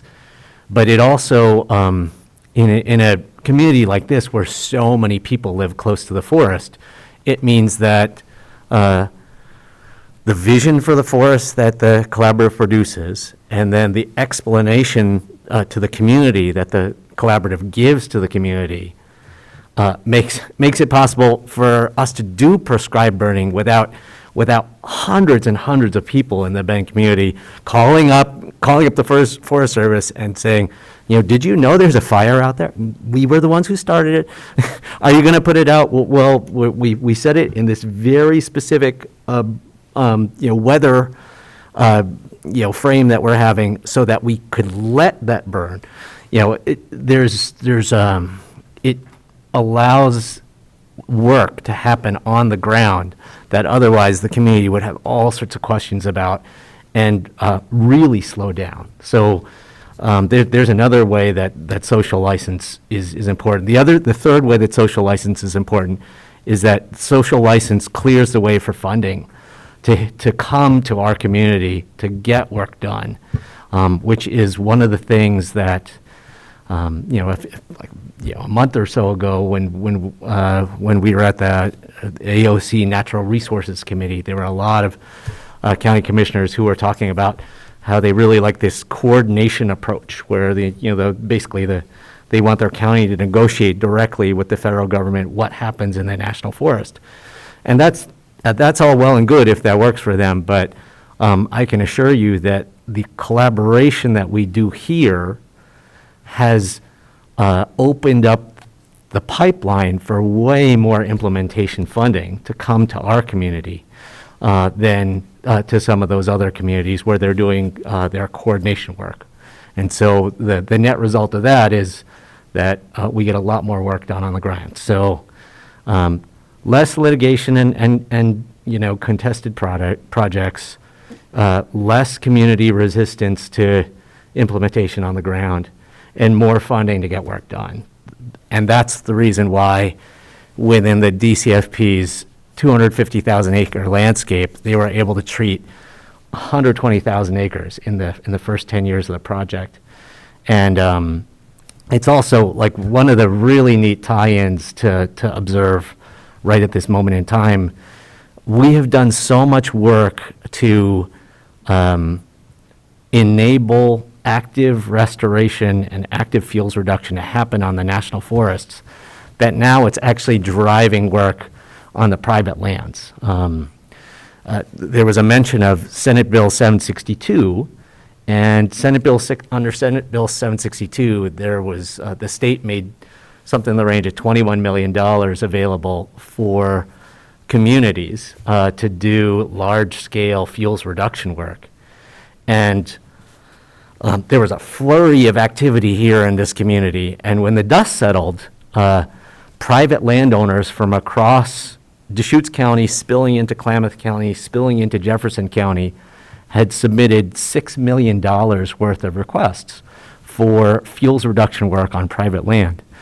And the really in my mind, one of the really beautiful things about that was that there is so much work moving forward on the federal lands within that same landscape that they were able to use the federal work as match to ask for those $6 million of private land treatments. That's the scale that the federal land work that's happening that has, to a large degree, been enabled by the work of the Deschutes Collaborative Forest Project. So, yeah, that's how I would describe the value of the social license that is created by this group. Thanks, Bill. That's a really good, complete summary of that. I guess what I'd love to add is that at this collaborative table, just an example, we recognized that the mill down in Gilchrist was really struggling. And I think, and those, that's a member, that's a representative, right? We have private timberlands, and we also have someone from the Gilchrist Mill, at our table. And we all recognize the fact that this work can't continue unless we make sure, unless we do our part, right? Can't be, right now, we're not sure that we can give them all the logs they need, but we can certainly make sure that we contribute to what they need to stay healthy and viable. We won't, they won't stay alive, which provides a huge service to our region and is a really important partner in us doing and working with the Forest Service and working with private landowners to actually get products somewhere, right? And so all that happens at the collaborative table. The other thing that I want to mention is after we go through a project, we go through those 4 steps. We sit at the table, we do the log removal, we remove the brush, we, lay the fire down, we come back a couple more years. There's a post-assessment with everyone in the collaborative. How did we do? What could be done better? What was missed? Where are the tweaks we need to do? So it's an iterative process, sort of that goes slow to be able to go fast. We've gone slow in some ways, for a little while. We're sitting at the window of being able to go a little faster. And I think that answers your question in a slightly different way, but maybe that helps you understand the value of and the strength of this particular group. Okay. Thank you. We could take your whole afternoon up, and we'd be happy to. Yes. We know you've got many other good things on your agenda, too, so. Yes, we do have a full agenda this afternoon. Fortunately, we did move some things to Wednesday because it was going to be even fuller, so, yes. But thank you for joining us. Thank you so much. Thank you. So can I ask just what next steps are? What are the next steps for, this was sort of I think we've received $10,000, there's another $10,000 we needed to do sort of a midterm update. The agreement said, I believe you should come and give a verbal, a presentation like this, but also a written report. Is that correct? Laura, Yes. please clarify. Yes. So this mid-year verbal report to the board kind of initiates that second payment. So now the additional and last $10,000, and then the requirement is for a written report at the end. At the end. To kind of summarize the entire funding. So, That's my understanding. yeah, perfect. All of us to know that. Yes. Thank you Thank again. you. Thank you. There. Thank you. Okay, I believe I saw Lee Randall coming in. We are now discussing the Bend parking expansion options. Oh. Recycling. Ooh, recycling, I'm sorry, I skipped up one. My was in the right, I changed the order. Okay. And I know Tim's here.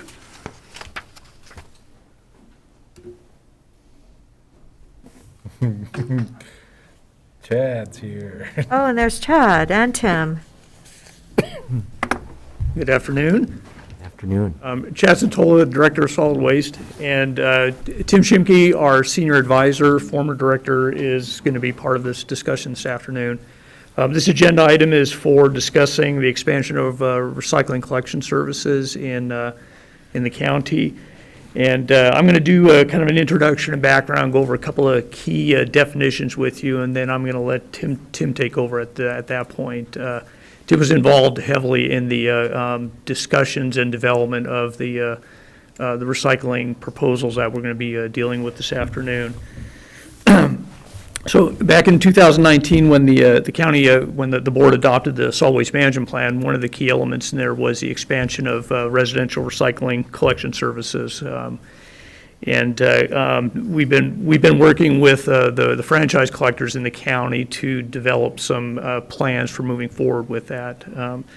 there's two substantial events that are related to the development of the plans today. One was Sun River had requested Deschutes County assist in the redevelopment of the recycling center that they have down at the Public Works Yard in Sun River.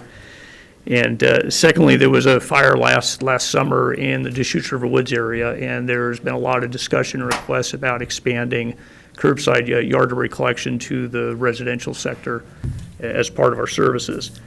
So I want to go over a couple of definitions with you, because some of these are pretty key to understand in the discussion that's coming here. Residential collection is what we all typically see, where the garbage company comes to each residence in an area and collects their waste and recycling. It's typically handled in one of two different ways. The first is curbside recollection. That's the one we're most accustomed to seeing, where the resident will bring their waste and recycling containers out to the curb, and the franchise collector empties those containers into a truck. Typically, it's done with an automated truck. It has an arm that picks up container and empties it. That's really key for the franchise collector for a couple of things. It's the most efficient way to collect, and probably more importantly, it reduces workplace injuries. Solid waste collection is in the top 5 or 10 OSHA injury work categories in the nation, and curbside collection, where the collection is automated. The driver basically sits in the cab and controls the unloading. Doesn't have to get out and do any handling. The second form of collection is side yard collection, where the containers remain at the residence, either in an enclosure or alongside a garage, something like that.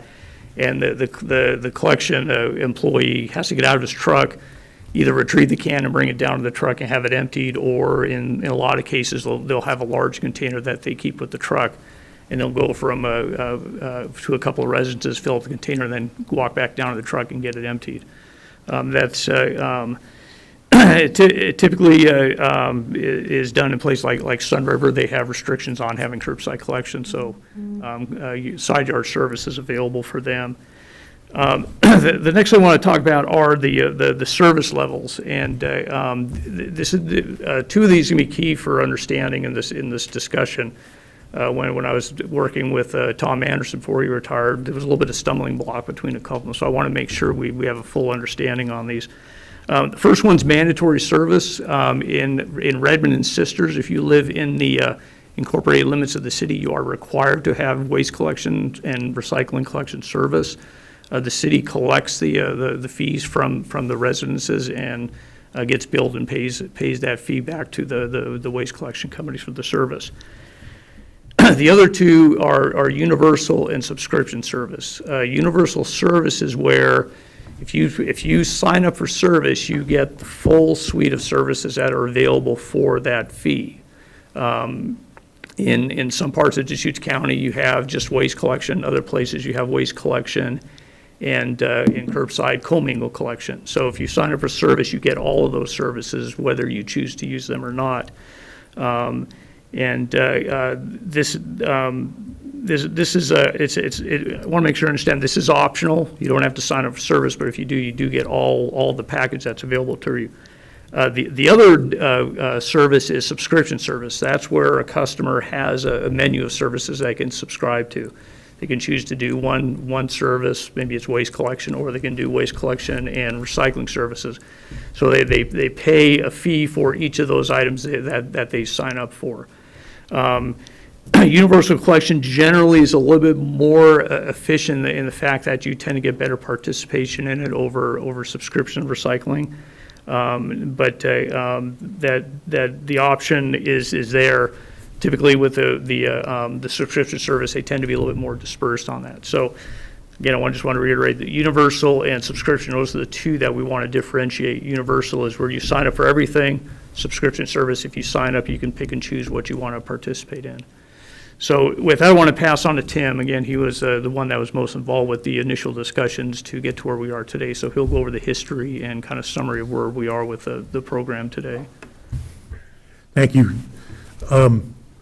It's important to understand the history, why we're doing what we're doing today, how we got here. So that's kind of try and impart that to you. The landmark Opportunity to Recycle bill was passed, I think, in 1985, in the mid-'80s sometime.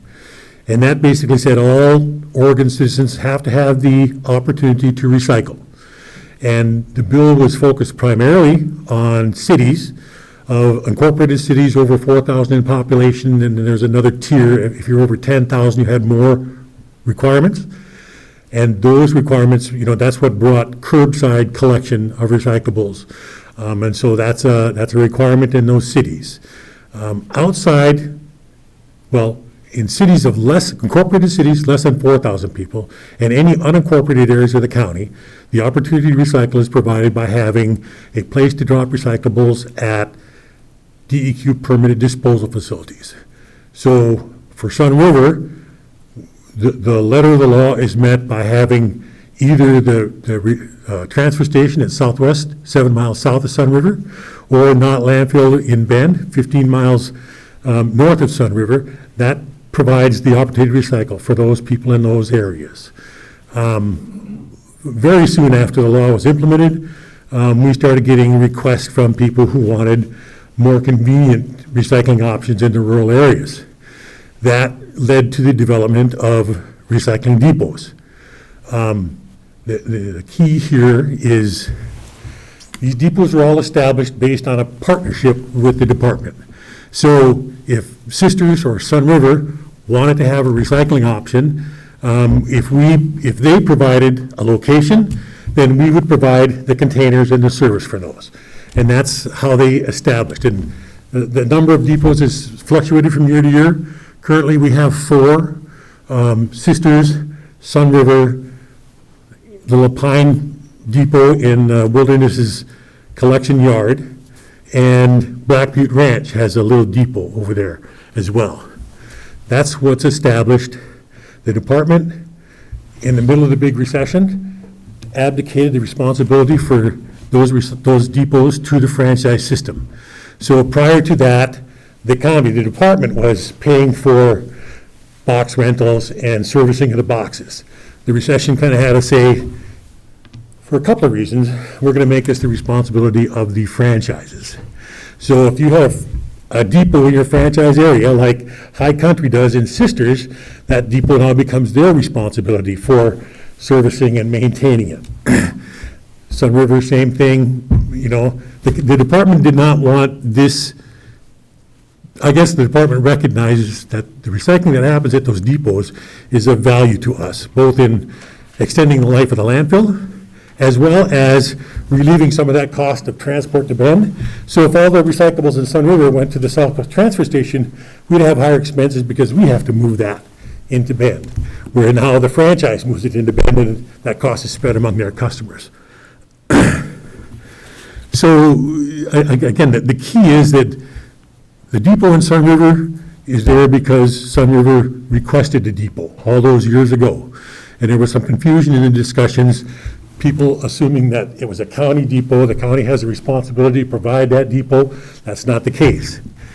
If Sun River no longer wants to have a depot there, then basically it could go away and we would rely on the transfer stations or the not landfill in Bend in order to receive those recyclables. We'd rather have the depot functional, because certainly if it went away, a number of those recyclables would go into the garbage instead of to the transfer station or to the landfill. So we recognize that. We've been contributing $45,000 a year to each of 3 depots. 3 instead of 4. Black Butte Ranch at one point came to us and said, we do not want this depot open to anybody but Black Butte Ranch residences. We don't want people coming off the highway in here to use this depot. And so they requested that we move the depot, remove it from our promotion and our brochures, and they would do, it would be their deal. And we agreed to that, but that change, being a closed depot to the general public, means that we will not contribute any money to the operation of that. It's borne by Black Butte. Okay, so that's one of the things that's been kicked around at Sun River is maybe we should close this to people from outside of Sun River proper. And if we're going to be consistent with how we've handled this, then we would handle that the way we handled Black Butte Ranch. If they want to have a closed system, that's fine. That's their baby then. They don't receive $45,000 in support from the department, and they would pay, just like any other customer, to the franchise collector, the cost of servicing that depot. That's kind of the background on where we're at. How much more do you want me to take on this? If you want to continue with the background on development of recycling and, Okay, so Sun River approached us and said, the depot is in the Public Works yard off Abbott Circle 4 in Sun River. They need the space, they want to repurpose that, so they want to relocate the depot. They had a piece of property available to them adjacent to the current site, and that would free up the current site for their other uses. They approached us and asked for assistance in relocating that depot. We sat down with Cascade Disposal, the service provider, the county, and Sun River Homeowners Association, and talked about that, how we might make that happen. Cascade's profit was good, and so it was decided if we were going to build a new depot, at that point, assuming about $500,000, that Cascade could reimburse Sun River for those capital costs over time, 5 or 6 years.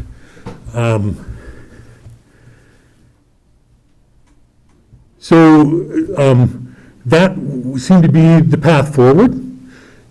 The cheapest way to make that happen would be for Sun River Homeowners Association to access their reserve dollars.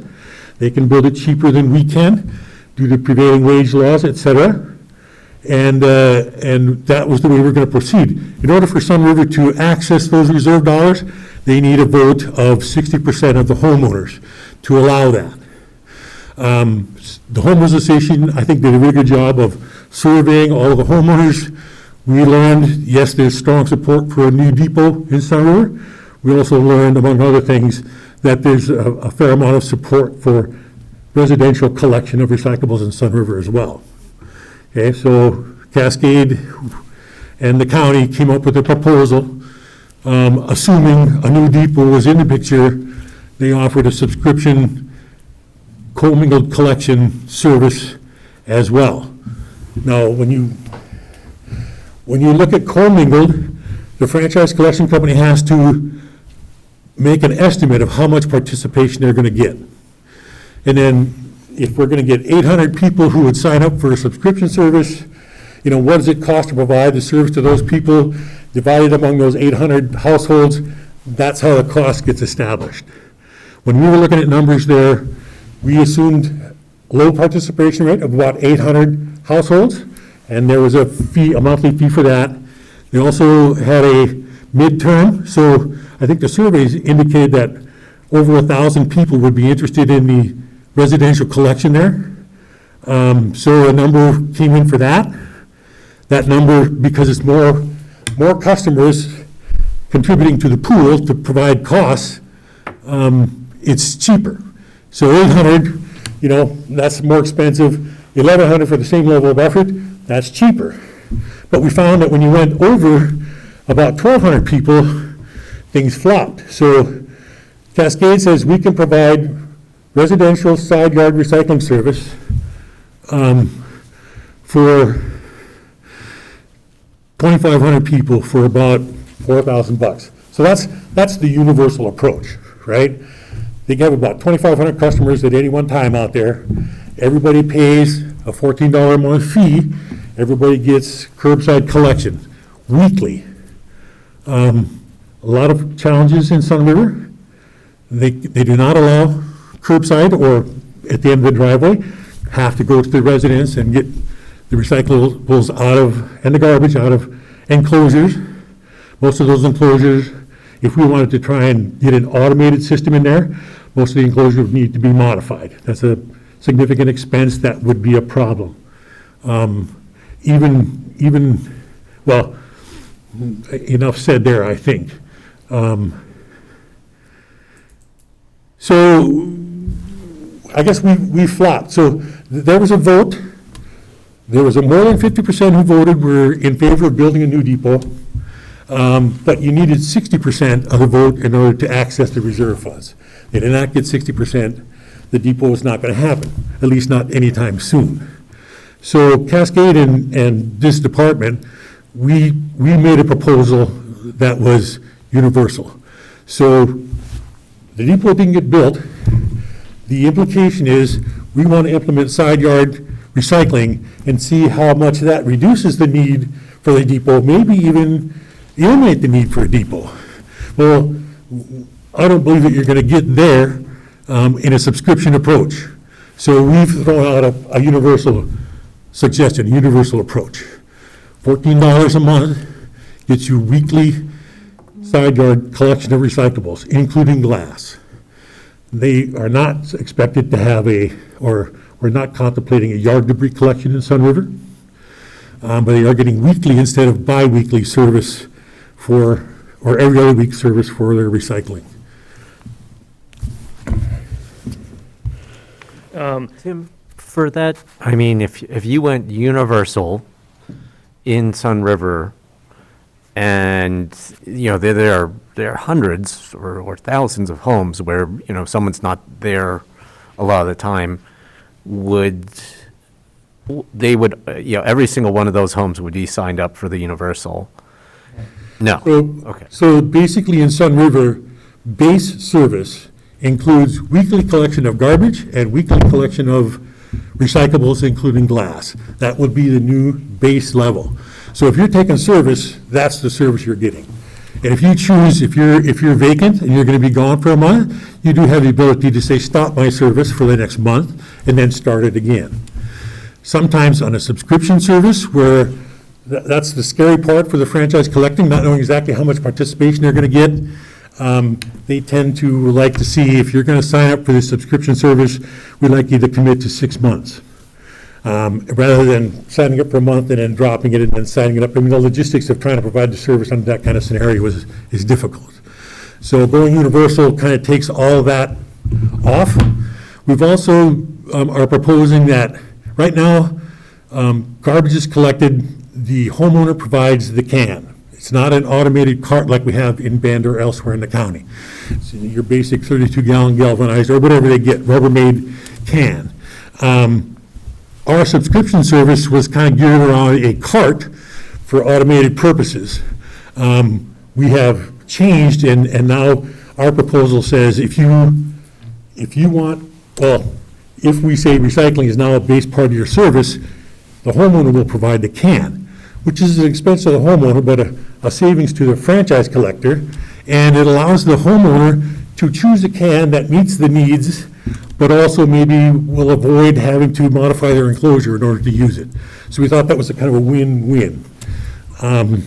But Recording in I guess progress. what I was trying to figure out is, so I have curbside recycling at my house. If I don't roll the bin out there, then the collectors don't have to stop at my house that week. That's right. And my concern would be if you did universal and everyone was signed up, like, does that mean, you know, that there's going to be a whole bunch of trips up to the side yard to look and then see, oh, like, there's nothing in this bin, and like, you know, that just seems like that could absorb a lot of collectors' time unnecessarily. And Okay, so I think you're using the term everyone signed up for, so the universal service is not mandatory. So the individual residents decide whether they want the service or not. so, but your point is taken. Somebody could be taking garbage service and failing to put any recyclables out, and yet they're paying for that service. And I guess that's really kind of the basic difference in philosophy. The state looks at the universal approach as the preferred approach. In fact, in the city of Bend, when they added yard debris on an every other week basis, they stopped weekly collection of commingled and just did it in the off week.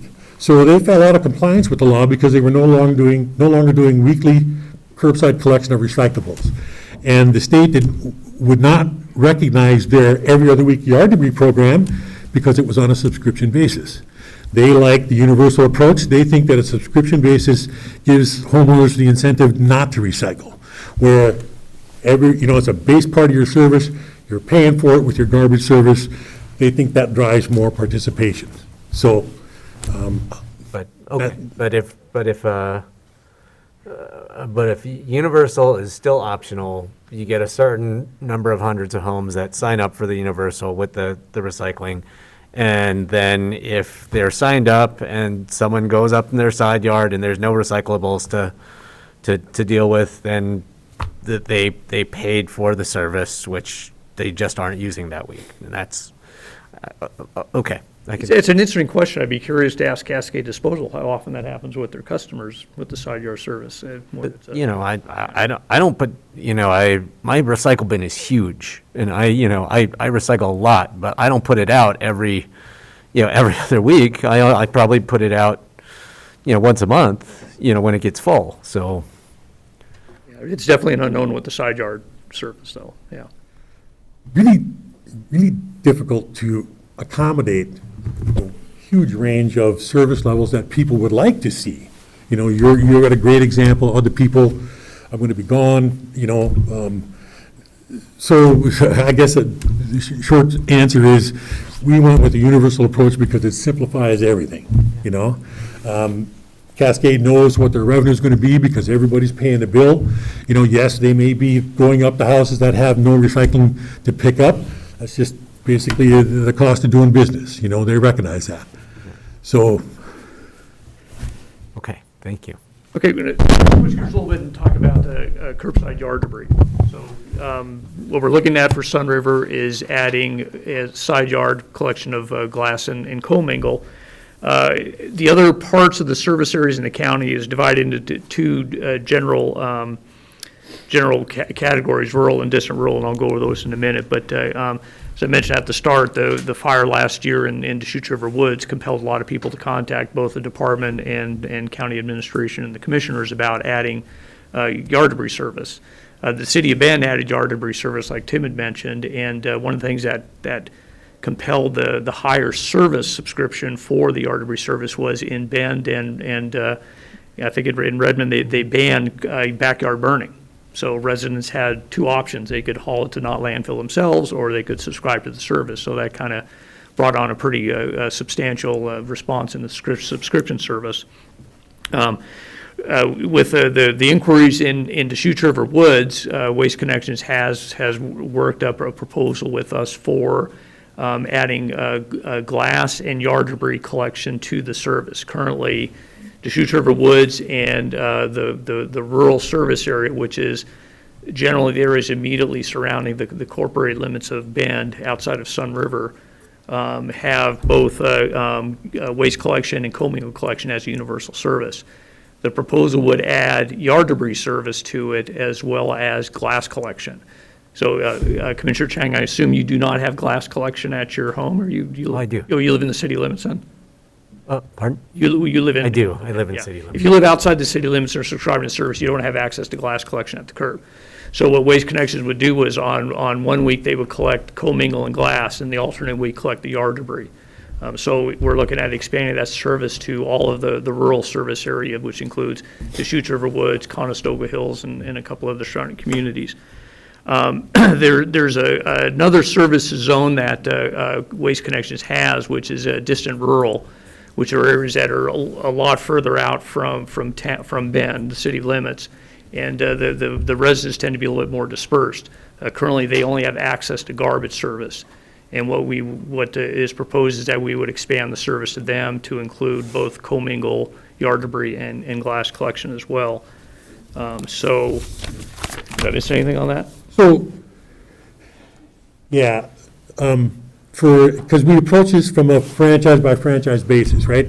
Cascade is queued up and ready to go, so that'll be the first decision that you'll deal with, right? So in Cascade's entire collection area, out, for the county, which is outside the UGBs of cities, they have, the vast majority of their customers outside of Sun River already have commingled collection of recyclables. There are a few households out there that are considered distant, they have no recycling options whatsoever. So Cascade is saying, we're going to add yard debris and glass collection to that rural zone where we're already collecting commingled, and we're going to add commingled yard debris and glass in those couple of areas there where they have no services beyond garbage service, but they're not in Sun River proper. And then Sun River proper gets weekly instead of the other week, recycling collection, including glass. That's kind of the proposal that Sun River has. Now, Republic Services, who has High Country Disposal franchise, as well as Ben Garbage franchise, as well as Wilderness franchise in South County, they're a bigger picture. They are, because of the fire and Deschutes rules, they're focused mainly on getting yard debris collection in the rural area, those subdivisions. And I think they'll come in roughly at the same rate that Cascade is proposing. Their number is not finalized yet. But that's kind of phase one of their approach. Let's get yard debris and glass where we're already doing combing and collection. Phase two would be, let's expand the rural zone where it makes sense to do that. And then phase three of their program would have a recycling option in Sun River, or south of Sun River, in the South County area, wilderness disposal. That's a heavy lift for those guys. They have a little depot there, but nothing's happening down here, curbside in the city of La Pine or anywhere else. So the investment in trucks and drivers is much bigger down there than it is in the northern area of the county. Well, go ahead with next steps, I think is where we're at. Yeah, so we'll be, our recommendation is next week we hold a public hearing to discuss specifically a proposal from Waste Connections for expanding recycling service. So for the rural zone, that would include adding glass and yard debris. And for the distant rural zone, that would include adding commingled glass and yard debris collection. And then for Sun River, doing weekly commingled collection and glass collection. So the proposals that we have from Cascade Disposal for the distant rural, which has no recycling right now, we would add the three commodities to it, would be an addition of $14 a month to add those services for on a universal approach. For the Cascades rural zone, which we would be adding glass and commingle, and then Sun River, that cost proposal would add $10 a month to their service. So, like I said, the discussion we'll have next week at the public hearing will be circling around what Waste Connections has proposed. Universal service across the board for all of their service areas, and then the varying additions of collection services, weekly or bi-weekly, depending on where the residences are.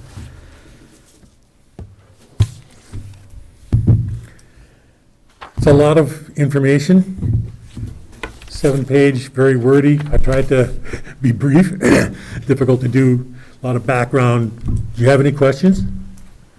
Okay, I just got my husband trained after 3 years of doing this job to take our recycling, and he actually does it now, because it's something I've done for I think, 35 years I've been married, and I was the one that always did the recycling. So, will it cost me $10? I'm High Country, Republic out. I can't imagine, are we on the list too then, possibly? So you're not receiving any recycling services now? No. So Republic will concentrate first on getting yard debris collection in the rural zone, which is not you, because of the fire danger. Right. And then the next step then is to say, let's take that full suite of services in the rural zone and expand the rural zone. And that's, I think, when you would come into the picture. Your residents would be in that expansion. I don't have an idea. That wouldn't happen first go around. You'd be looking at setting new rates to add the yard debris and glass in the rural zone.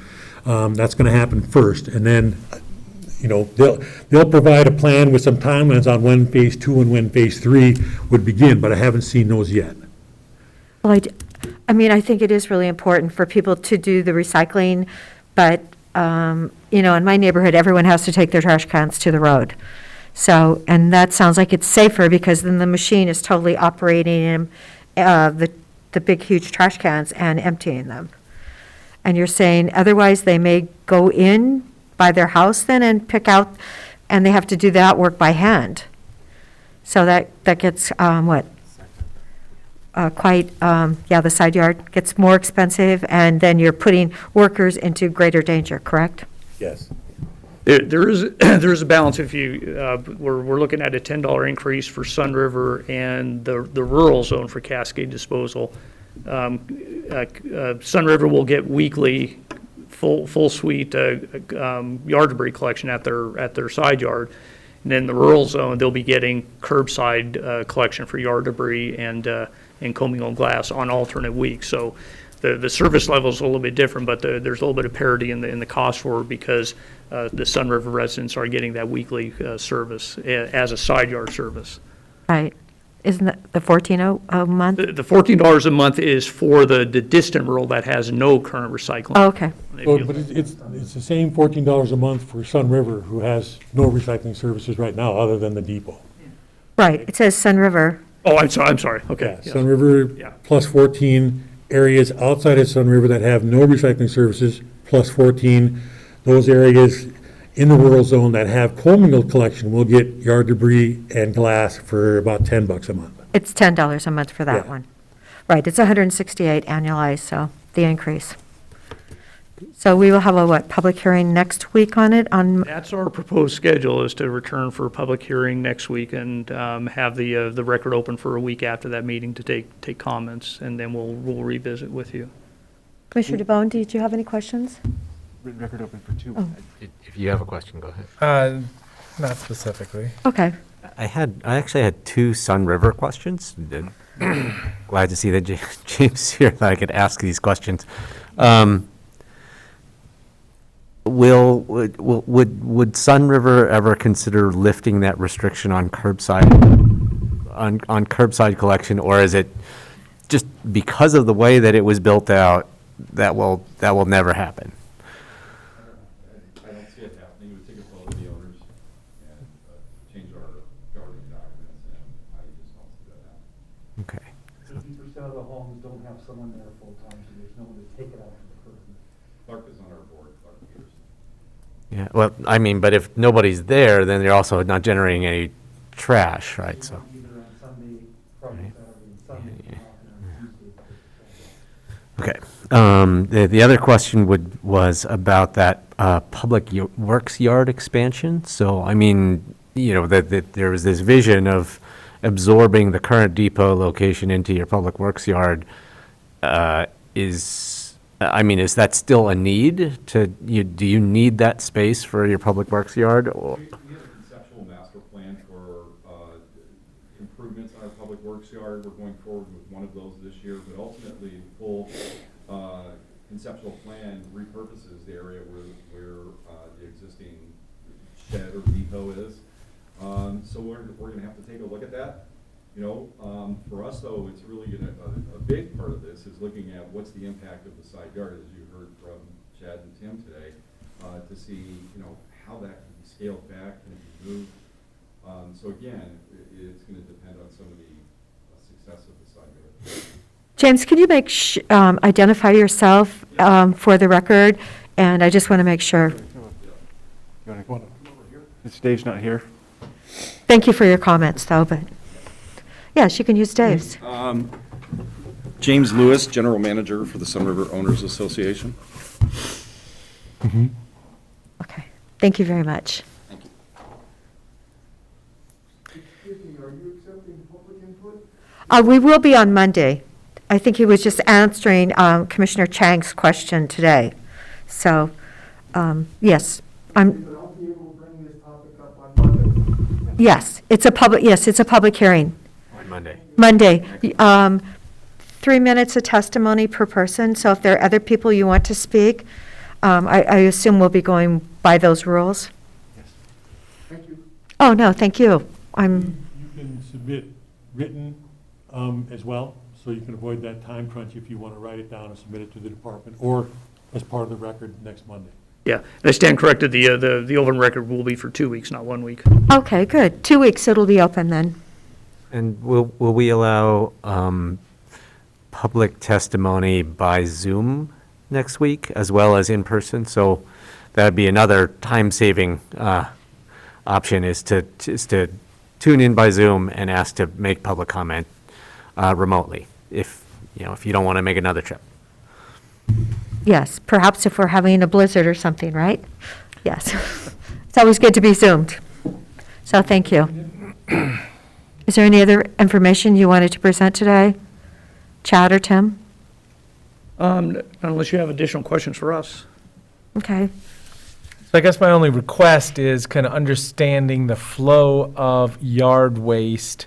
So I'm thinking for the public hearing, if somebody can explain the flow of yard waste. So if there's a truck picking up yard waste, what, is that a automated system or not? I haven't seen that one. And is that being dropped at the landfill for composting? And also, it's probably seasonal. You're not picking up yard waste in the winter. So I'm just understanding that process, I guess, is one of my notes.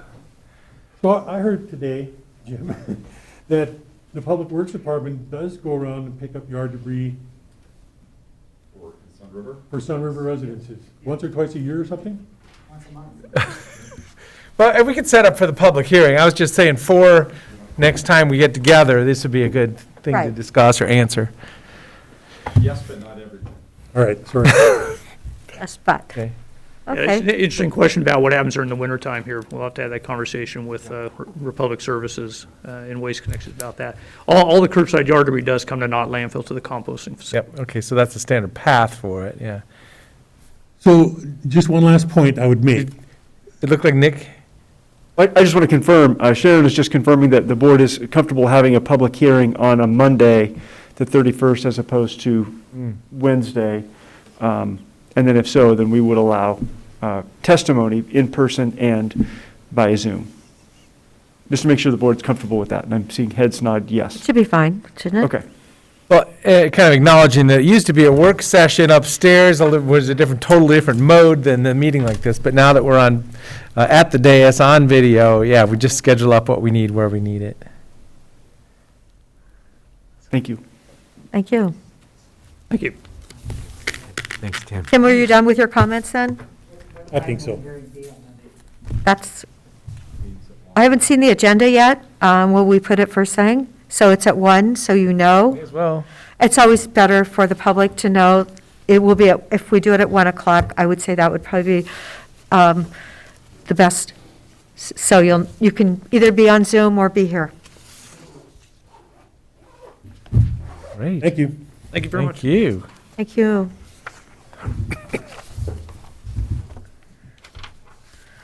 Okay. Okay, so now I believe we're on item number 5, the parking expansion. I see Lee and Christie are here.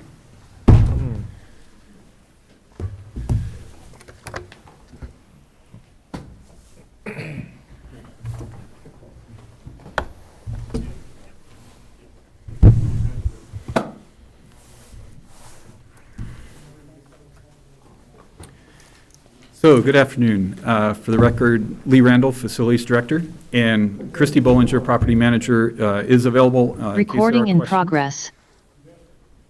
So, for today, really, the big picture aim is to provide the information for the board to have a discussion regarding downtown parking expansion so that there's a concept that, as staff, we can proceed with and further develop.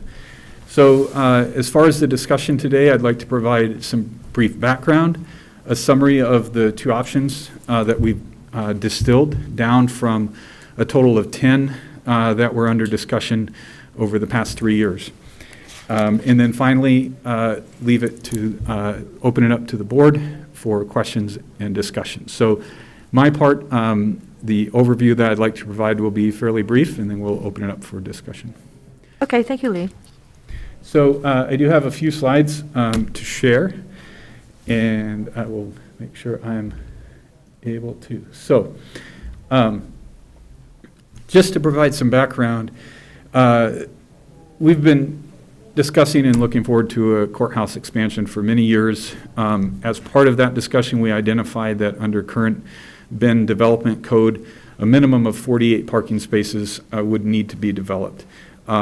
Based on surveys of actual parking use that our department had performed, prior to changes in parking related to the pandemic, we identified that on any given day, we would often need an additional 85 to 90 parking spaces.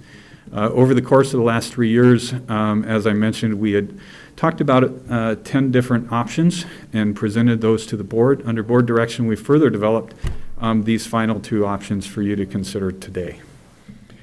So beginning with the redevelopment of Worrell Park and the Wall Street parking lot. I will start with some renderings that we have provided through the request packet, and then we'll move on to option number 2. So part of the park options or desire was to increase visibility for the Deschutes Services Building, improve the existing park amenities, potentially provide an opportunity to reuse a portion of a historic building. And I will just move through some of these renderings. I'm happy to slow or provide a more comment as we go if you'd like. Feel free to ask me as we go. So these are just a few views from various angles of what the park could potentially look like. Currently, these are concepts that we've developed and have not gone to the full set of construction documents. This is a view from the Deschutes Services Building looking out toward Wall Street. A view of another side of the proposed park area. And then this final view and the next one kind of provide an overview showing what a potential development could look like. That would include potentially 68 additional parking spaces, but the improvement and reconstruction of about 136 parking spaces when you combine the existing parking areas of Wall Street parking lot with some additional parking that could be created. It would also involve improving the current infrastructure that's already existing, replacing sidewalks, parking lot, curbs, infrastructure that could be improved upon. And then this is a final view which shows potential park improvements as well as some additional parking. Just to touch on a few high points, when we were developing these concepts 6 to 8 months ago, the estimated cost at that time was in the neighborhood of 2.5 to 2.8 million. To recap, the total number of parking spaces that could potentially be constructed under this concept would be around 136, with a net gain of parking spaces of approximately 68. We have a very tentative projected timeline of 14 to 18 months or so. Of course, that's tentative given that we haven't fully developed the documents at this point. What we submitted for the agenda request and staff report lists some potential pros and cons, some positives and negatives related to this particular project, which you have there in front of you. I'm happy to discuss those when we get to the question and answer period. I won't read through them all now, but that in essence is a summary of the conceptual proposed park improvements as they currently stand. So moving on to a parking structure option. We are affectionately calling it at this point the Harriman Street Parking Structure Development, and it would be, move forward. So as you can see, this shows Kearney Avenue and Harriman Street. This is an existing parking lot that the county owns. There's also a small structure on a corner of the parking lot. To summarize, the current concept would be a 5-story parking structure at the corner of Harriman and Kearney Streets, directly east of the main courthouse. The concept emphasizes the efficiency and cost benefit of building a parking-only structure, and in order to maximize the parking footprint in that area. Estimated cost would be $7 to $7.5 million. Again, that's from several months ago, and it's based on just a rough concept. The total number under this concept would be plus or minus 248 parking spaces with a net gain of approximately 216 plus or minus And we estimate the project development timeline at around 14 to 18 months. Again, that's a very tentative estimate. I'll move through an elevation drawing. This kind of gives you a sense. It's not to the level of an artistic rendering, but it provides a sense of the location and how that structure might appear, again, once fully developed. This is very basic. There would be, some elevation requirements to meet planning code so that it didn't look specifically like a gray concrete structure. This is simply to kind of identify its location and sort of the size and scope of the structure. And that's the last of the prepared slides that I have. Kind of just to summarize and then move it back for the board's discussion. What we've been looking at over the past several years is how to better meet the parking capacity needs as it relates to the courthouse expansion. These are the two concepts that we had arrived at after a lot of work through a lot of different ideas that we had worked through on various occasions with the Board of Commissioners.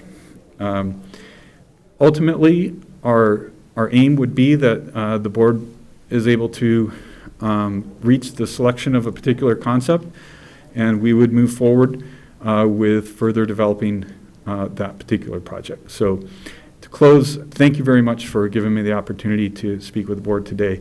And if there are any questions, or if you'd like me to advance or change the slides, please let me know. Thank you very much.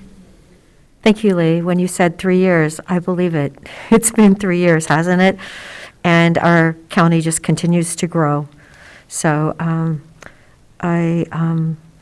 seeing that it always seems to be important to think of the future growth. And one thing that our town usually seems to need at some, maybe in another year or two, will be downtown parking. So I, of course, all along have wanted to save our beautiful little Worrell Park and all the trees on it and all the boulders and everything. So I'm thankful that this parking structure actually was a possibility. I know you guys, we have 10 different options originally? And so I realize that it's more expensive. The additional parking spots cost approximately a little less than $35,000 each, whereas but of course it's a bigger price tag, and the other ones cost $41,000 each, the addition. So, gosh, I just feel like in 20 years, people might appreciate that we still have Worrell Park.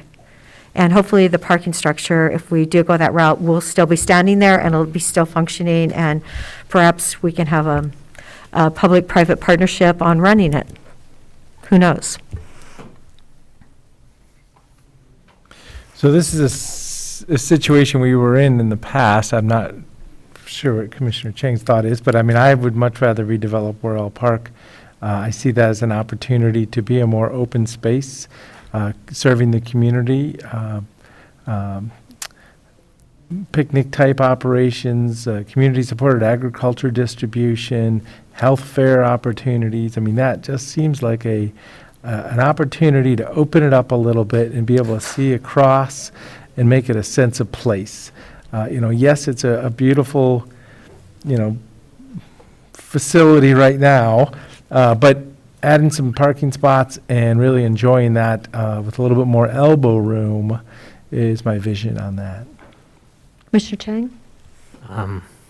I actually can see advantages and disadvantages both ways.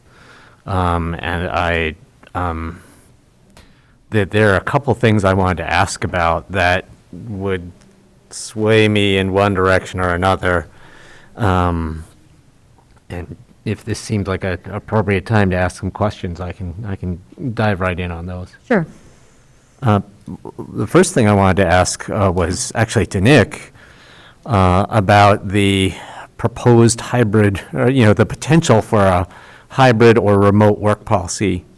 We have, between CDD and facilities and property and admin and health services, there are a lot of county employees situated right in this near vicinity. And I'm curious whether within some of the proposed remote work policies that we're looking at, whether you could conceivably make a big enough dent in the needed parking spaces that our assumptions about 48 or more minimum parking spaces actually change, or whether really what's driving that is that project I know what's driving it is the courthouse expansion, but whether basically whether a certain amount of remote work by other county workers could actually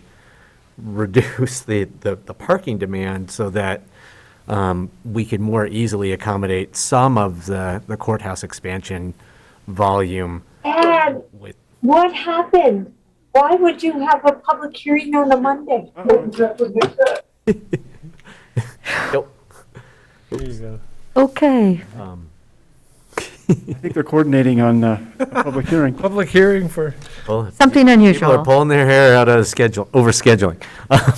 But, so you get the gist of my question. Yeah, Commissioner, it's a great question, and Lee and I have just started to talk about that. What might the impacts be of a remote work policy going forward? Currently, we're seeing reduced parking demands, I would think, on the downtown campus,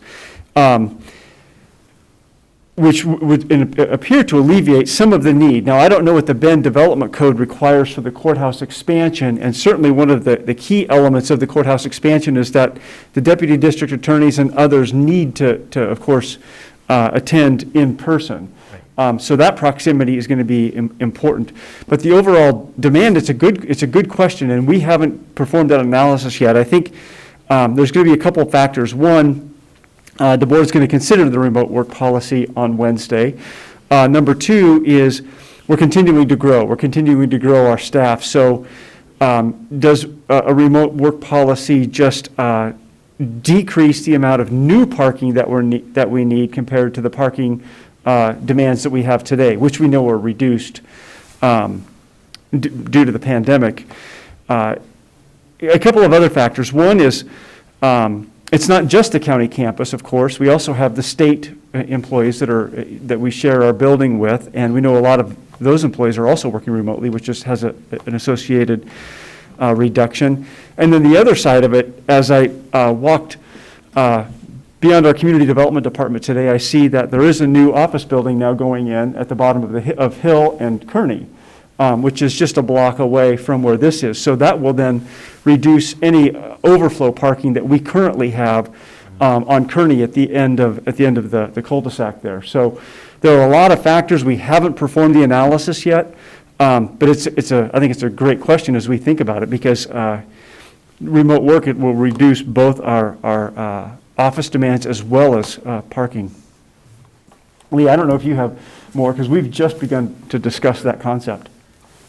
Regarding the impact of remote work on parking, as Nick said, we haven't done a full analysis of that to know what our percentages of staffing will be who would be occupying the buildings that are accounted for in our parking analysis. To the question about the courthouse expansion and the City of Bend Development Code, our understanding of the development code as it currently stands is that it's really driven by the type of square footage and how it's used, the amount of square footage and the type and how it's used. And so the analysis that we did we worked with city planners, with a planner, and then we met directly with the senior city planner, kind of just to validate that we were using the right approach and that we were understanding the code correctly. So we didn't ask for, a final ruling or a final kind of decision. We just asked, hey, are we on the right track here? Are we understanding the code and applying it correctly? And the answer was that they agreed with kind of our conclusions. So those 48 spaces are specifically tied to the proposed 40,000 square foot addition, and the way Bend Development Code is currently structured. We did take, as part of the analysis, we utilized all of the exceptions that are available as you analyze your parking and the code, so things like proximity to transit lines, having showers available for staff who commute by bike, having covered bike parking, those kinds of things. We assumed that we would take advantage of those opportunities as part of the courthouse expansion. And that reduced what would normally be required, which would have been higher. It reduced it to that 48, that number that we ended up with, which is a plus or minus number. It's an approximate number.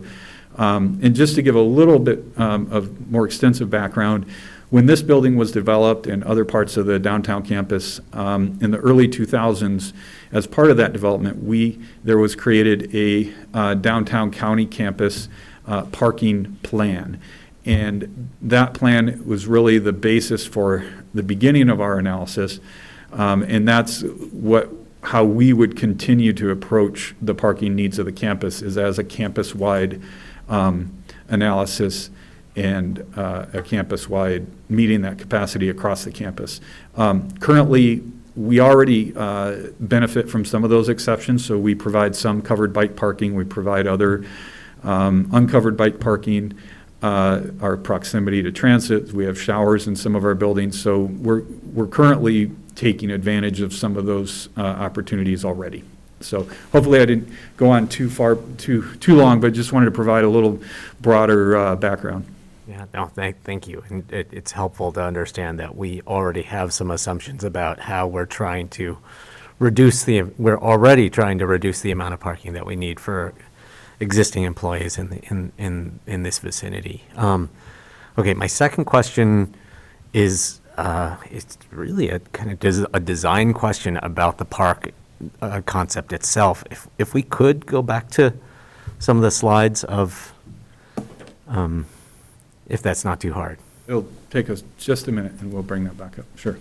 So my basic question, and we can catch up with visuals, but my basic question is, right now the way that the park is laid out, we have some nice grassy areas where I could picture there being a lot of human activity, people doing stuff, and then there's these landscaped areas where it's not a heavy human traffic use anyway. And those, I believe, some of those, I believe, are the same areas where we're going to have to remove the most rock. So I'm actually wondering if we could, instead of having these, these very, and I was kind of hung earlier when we looked at some of the visuals for the park. I was already hung up on the vegetation because, I personally prefer sort of. Yeah, well, actually, if you go that one was a really good one. I personally really prefer, landscaping that matches our high desert environment, which we actually have a lot of on the existing rock pile right now. And so you look at this diagram, and if instead of having these lowered. I know one of them is still a hill, but instead of having these lowered, non-native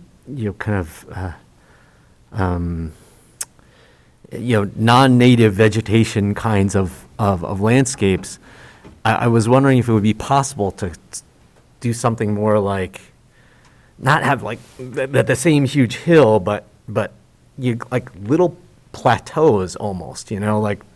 That ran, 3, 4, maybe even 5 feet up, and had native vegetation around them. And then if they were flat on top, you could actually put in some more human space in there, like picnic tables and things like that, which would kind of preserve a little bit more of like the natural environment, reduce our rock removal costs, and you actually create a little bit more usable human space.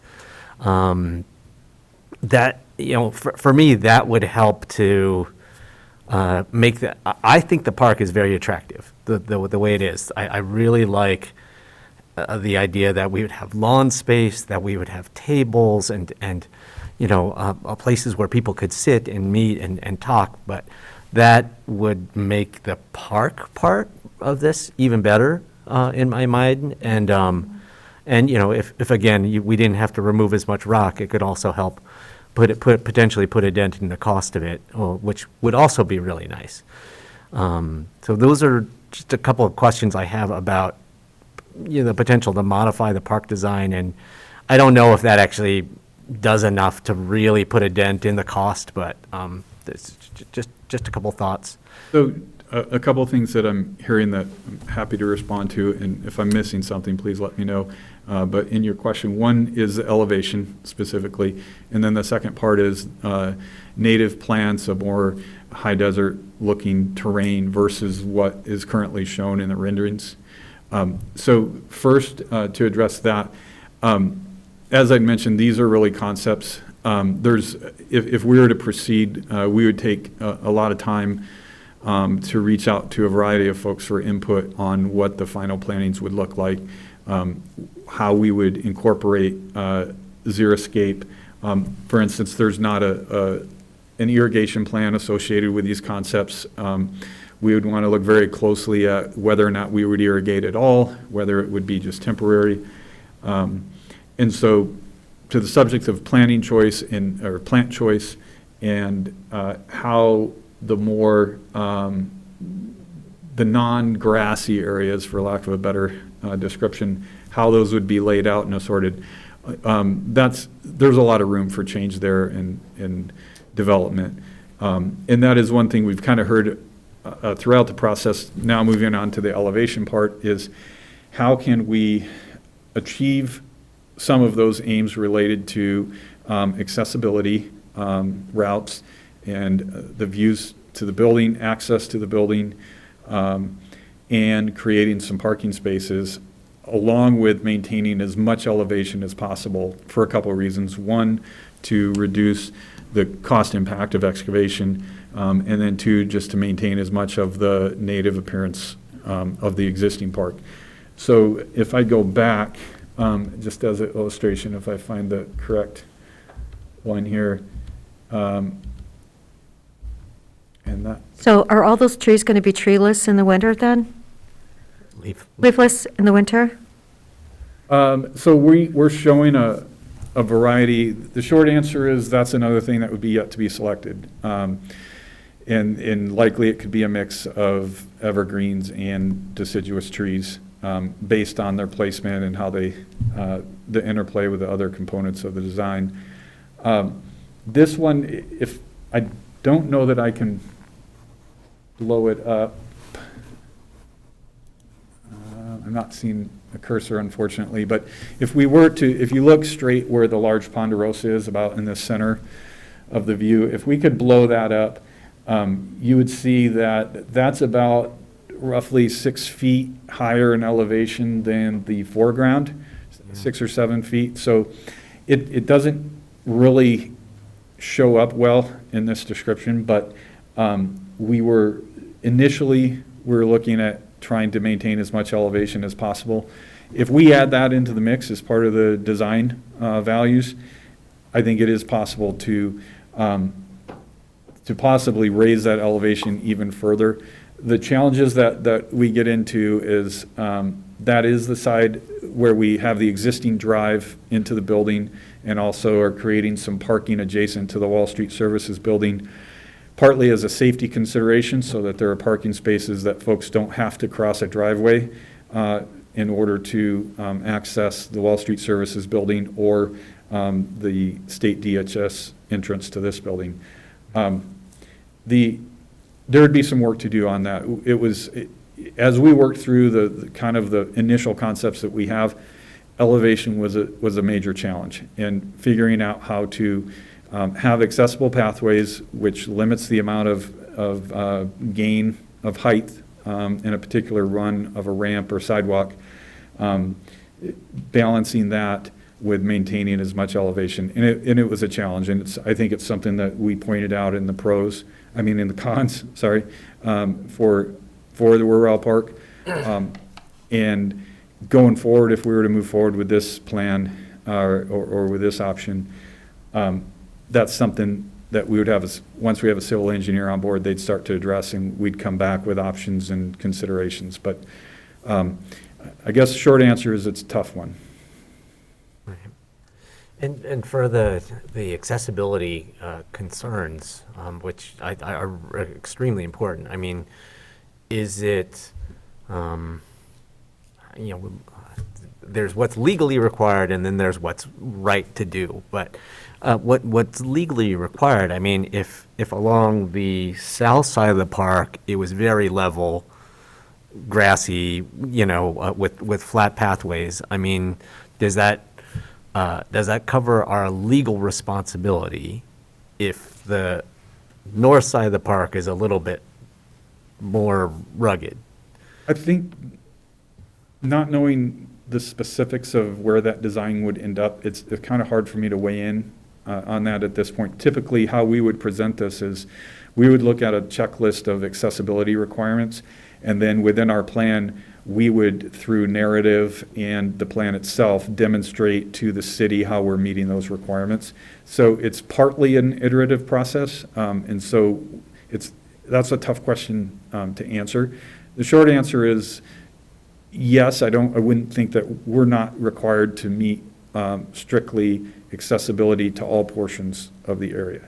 That being said, we need to make a case for how we are meeting accessibility requirements. And, for one of the kind of missions of the facilities department is best practices as opposed to the letter of the law. And so we would look at how we could incorporate that into the final design. Related to that, the challenge was, part of the challenge more so than just accessible pathways with keeping that elevation as high as possible. For instance, where we show it being on the north end of the current concept, is that drop in elevation to get down to the existing parking level. So currently there's a pretty steep bank. It's basically fairly steep to even walk straight up it. It's not sheer, but it's very steep. And so the closer you try to get to that with any street level parking, the more exacerbated that change in elevation becomes, to the point where you may begin to need to use retaining walls, for instance, in order to meet some of those changes in elevation. So it's just one of those things that we work through. This isn't final, obviously, it's not perfect. It was, but it's where we got in order to provide some information for comparison. Thank you. Yeah, and Recording in progress. I think that's what you were describing is part of the reason why I started to picture more like little plateaus instead of sloping hills. Just you have 3 feet of 3 foot tall rock right next to the sidewalk, and then kind of a plateau on top, and maybe a little unevenness to the top of that, so that you're not just kind of constantly trying to grade down to something and grade up to something, and that kind of approach. Okay, so sorry, my third question is, and this may be more of a question to my fellow commissioners, but there's a substantial cost difference between these two proposals, and we've had a number of discussions about capital projects from a budgetary perspective over the last few months, and a variety of ideas have come up for how we pay for things. There was, in our most recent discussions about transient room tax, there was, some discussion about, well, why don't we just use some of the transient room tax to address some of our, our what we are holding from prior years for some of our capital, our capital construction needs. When we sold the Connors property some months ago, there was the idea like, okay, well, we're going to take these $1 million and we're going to put them into our capital projects. And there's also, one of the other ways that we think about paying for our capital projects is that we don't have as counties go, we have a very light debt load at the moment, and financing interest rates are extremely low, at least for the next, couple months. It seems like that'll be the case. So, all of this is swirling around in my head as I'm looking at the difference between a $2.5 million or a $7 to $7.5 million project.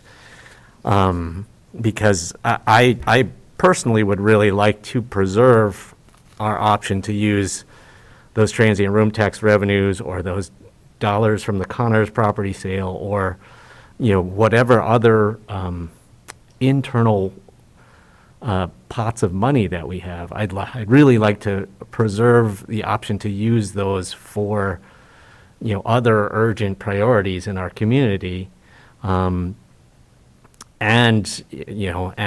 take advantage of some of the, the light debt burden that we have right now and the really good interest rates that are available to move forward with certain projects. So I guess this all goes to say that if we're talking about grabbing all, using all of those other internal pots of money towards a $7.5 million parking structure and making it so that we're not able to use those funds for other, other important needs, that would strongly influence me against wanting to move forward with the larger cost parking structure concept.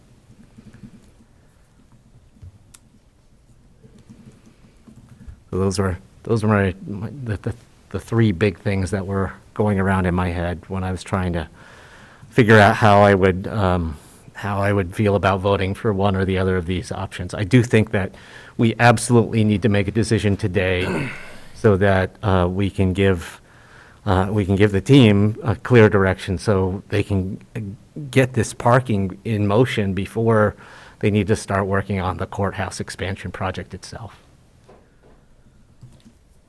I just wanted to step back to 2019, when I first became a county commissioner. I remember downtown Bend had no parking for events pre-COVID. The place was slam full, and we actually did parking here in our parking lot on weekends when there were events happening. I don't know if you guys remember, but we had a sandwich board out here. People actually would drive out the parkway and park here, and then they'd walk downtown. So, are we ever going to go back to that? But I hear from a lot of people that there's not that much parking in downtown Bend when you need when you need a spot to park, it's really hard, and we're not that far away. That's why I do like the idea of the parking garage, just because I like the rusticcness of this park. I love the animals that go through it, and I know if we turn it into this flat parking structure, we're gonna lose a lot of that. So, definitely what's there now fits Bend. There's a lot of rocks in Deschutes County, and we've featured them. And how much time will it take to move them, and how much noise will that be, and how much will that impact our building too? Have you talked to anybody about that, Lee, as far as moving those boulders? Yeah. We work with a variety of excavation companies, and, as part of looking at this, we had a few conversations about what that process might look like. It'd certainly be, the kind of heavy construction that you see as sites are developed. And there would likely be some very minimal blasting in order to complete that excavation. And those are costs that we captured.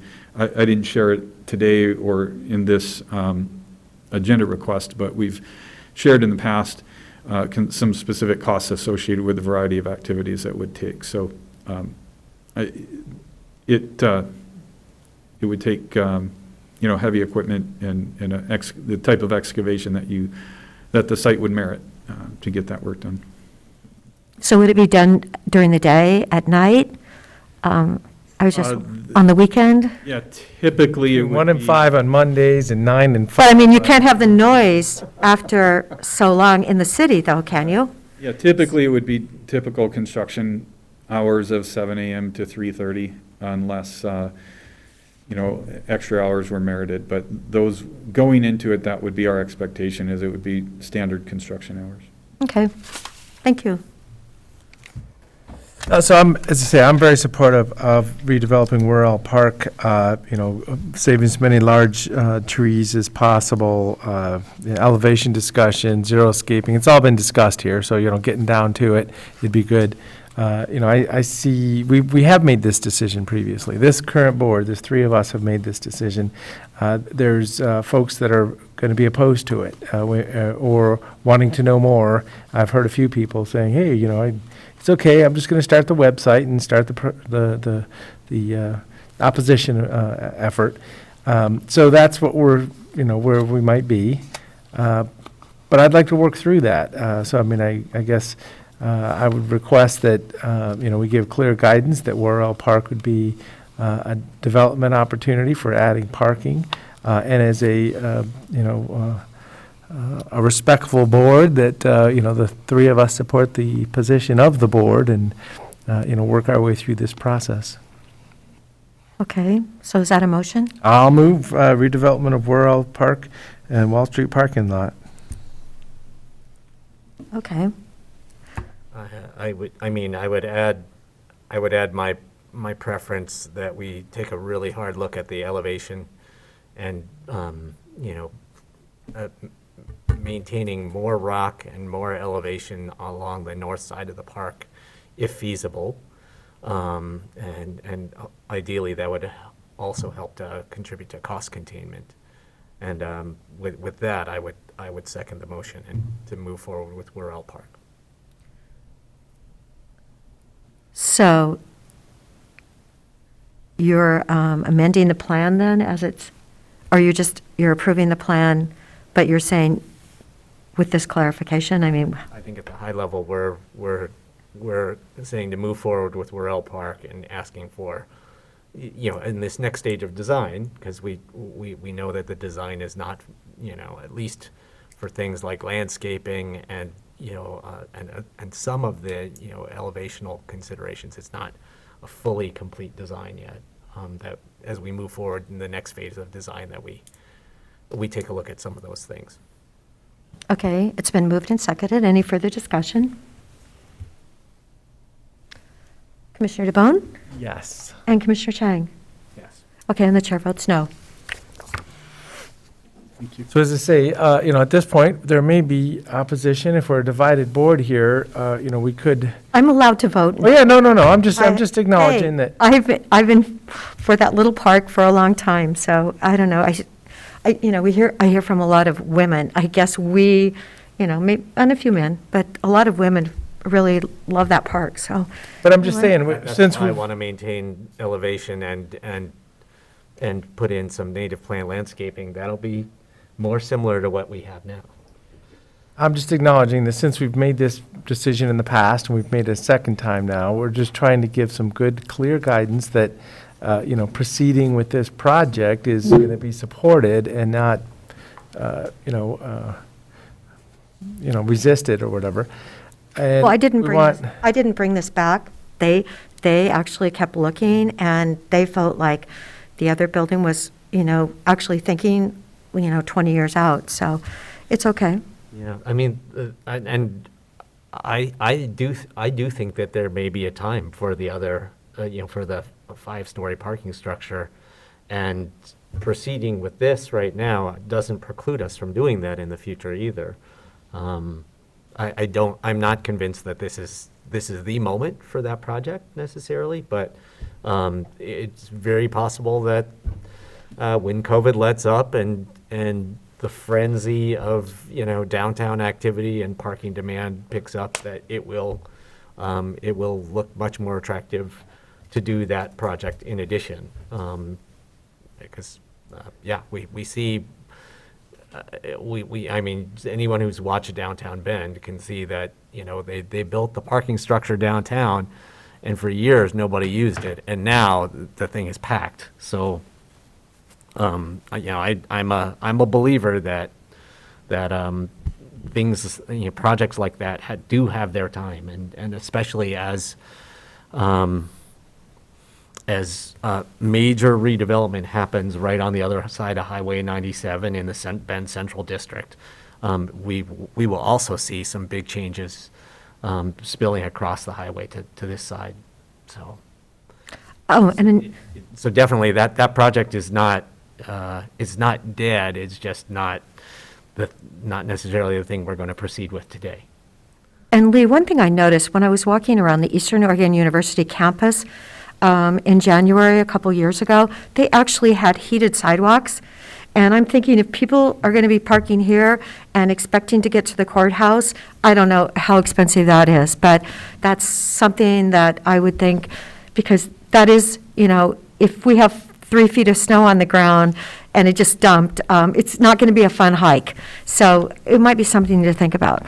I'm sure it's extremely expensive, but it was in LeGrand at Eastern Oregon University. So I was kind of shocked. It's certainly something we can look at. Well, we did have that one big, huge snowstorm a couple years ago.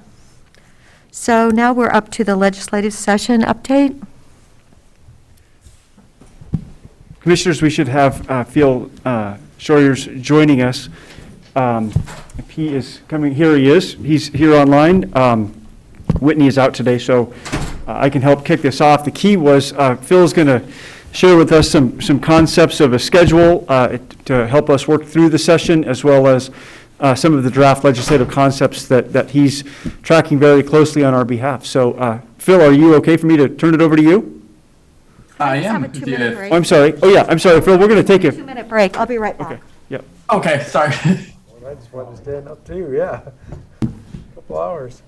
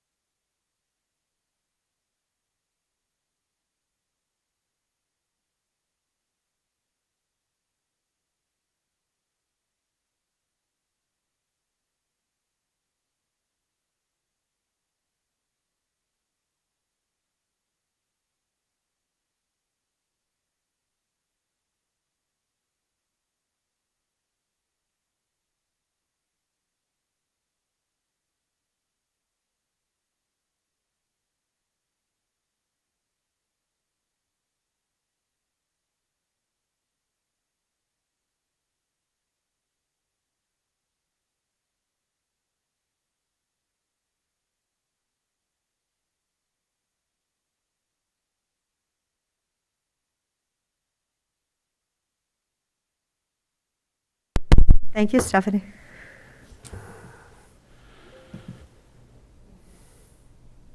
Okay, we're back, yeah.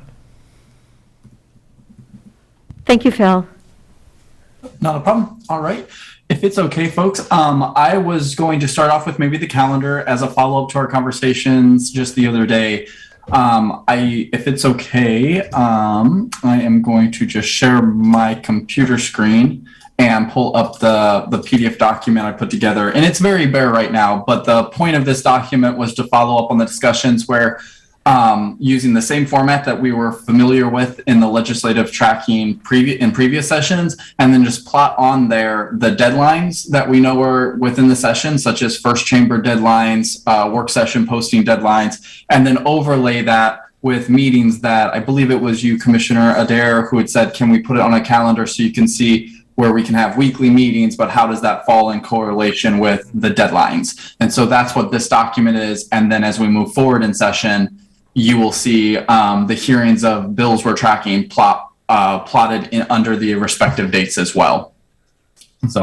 So currently right now, this is the week we're at. Today we're here on the legislative update meeting with the Board of Commissioners. Sorry. That's next there Monday. We are. We're here today. Yes, there we are. Yes, 24th. Next week, we have the check-in as well. There's no other meetings going on in the legislature this week that are applicable to the Board of Commissioners today. But moving into next week, we have, or into the first week of February, we have the check-in one day before session. The reason we have one following again is because hopefully we will have a few more bills available for us to review. In talking with the chief clerk's office, we were able to capture, and that will be the next document we go over, those legislative concepts that were introduced during legislative days 2 weeks ago. But member bills do not technically have to be published publicly until the first day of session when they've received their first readings or introduced in their respective chambers. So ideally, the chief clerk has had a reputation of publishing those the day before to give people a little bit of a heads up of what the bills are going to look like. And they have to at least have a public notice given that they are having a first reading So ideally on the 31st, we should be able to have a little bit of a bigger list, not the full list, because hopefully we can take a chunk here in a second. But there we go. That will allow us to review it. The next day session begins. And so the yellow highlighted areas are where either you're going to receive a report from us or we are meeting with you. Then I just bolded the deadlines or key dates. So session begins that Friday. You should have our report in the form of that e-newsletter. If there's anything specific, we try to capture those as you see them under subject areas. So we have like Ann Johnson giving local government reports in those committees she's hearing. I tackle budget revenue. Go ahead. It was just coughing. It was. Oh, perfect. Sorry. When I share screen, I can't see everybody's picture, so I sometimes don't see a hand being raised or something. So I apologize. And then moving into the second week, that's where we were talking about is that deadlines are going to be pushed very quickly. So that literally 1 week after just 1 week after the session begins, we have our first major deadline, and that's the post-work session deadline. In the first chamber, meaning those bills have to have a work session posted. They don't have to occur that day, but they have to be posted if they want to be staying alive in the legislative process. I've moved our update to you folks after that so that we're not reporting back to you on bills that didn't make the deadline, and we can easily say we can mark these off the list. I just thought it was a little redundant if we put it on the same day and then later at 5 o'clock that day we realized we spent 30 minutes talking on a bill that's now dead. So this is obviously subject to you folks being okay with this, and we can move it later or sooner in the week, but this is just what we put on paper. Following that, we have, so we would meet with you the Tuesday after the deadline, revenue forecast, and I would probably capture that revenue forecast in our Friday report. There's nothing that we're expecting big news in the next revenue forecast other than revenues, the state's rebuilding after COVID. There's no conversations of huge deficits hitting, at least not in this next quarterly report. So including it on that Friday seemed appropriate. And then moving forward, we have the next week, 1 week later, those bills have to be out of their first chamber, or chamber of origin is sometimes what they call it. And that, or they're dead again. So we repeat that with a Board of Commissioner meeting right after that. And then that Friday, you'll see is the second chamber posting deadline. So things are going to move quick because it's just a 1 month. But I'm just going to move forward here. You will see I moved our meeting to Friday on that next week. And again, that is there's just a deadline on Thursday, and I thought it more appropriate to have that conversation and update with you after we know which bills have died in the second chamber. We can still do it on that Monday or Friday. It would be applicable because if I scroll back up, you'll see there is a chamber posting work session, but it just seems once we have narrowed down past the first chamber's deadlines, we're going to know if they're already in the second chamber, they're probably moving forward. So it's not as relevant. You won't see as many bills die. You might see a lot of them push to Ways and Means and Rules to stay alive, but we can capture that in a Friday update for you folks. And then that just moves right into the last 2 weeks of session.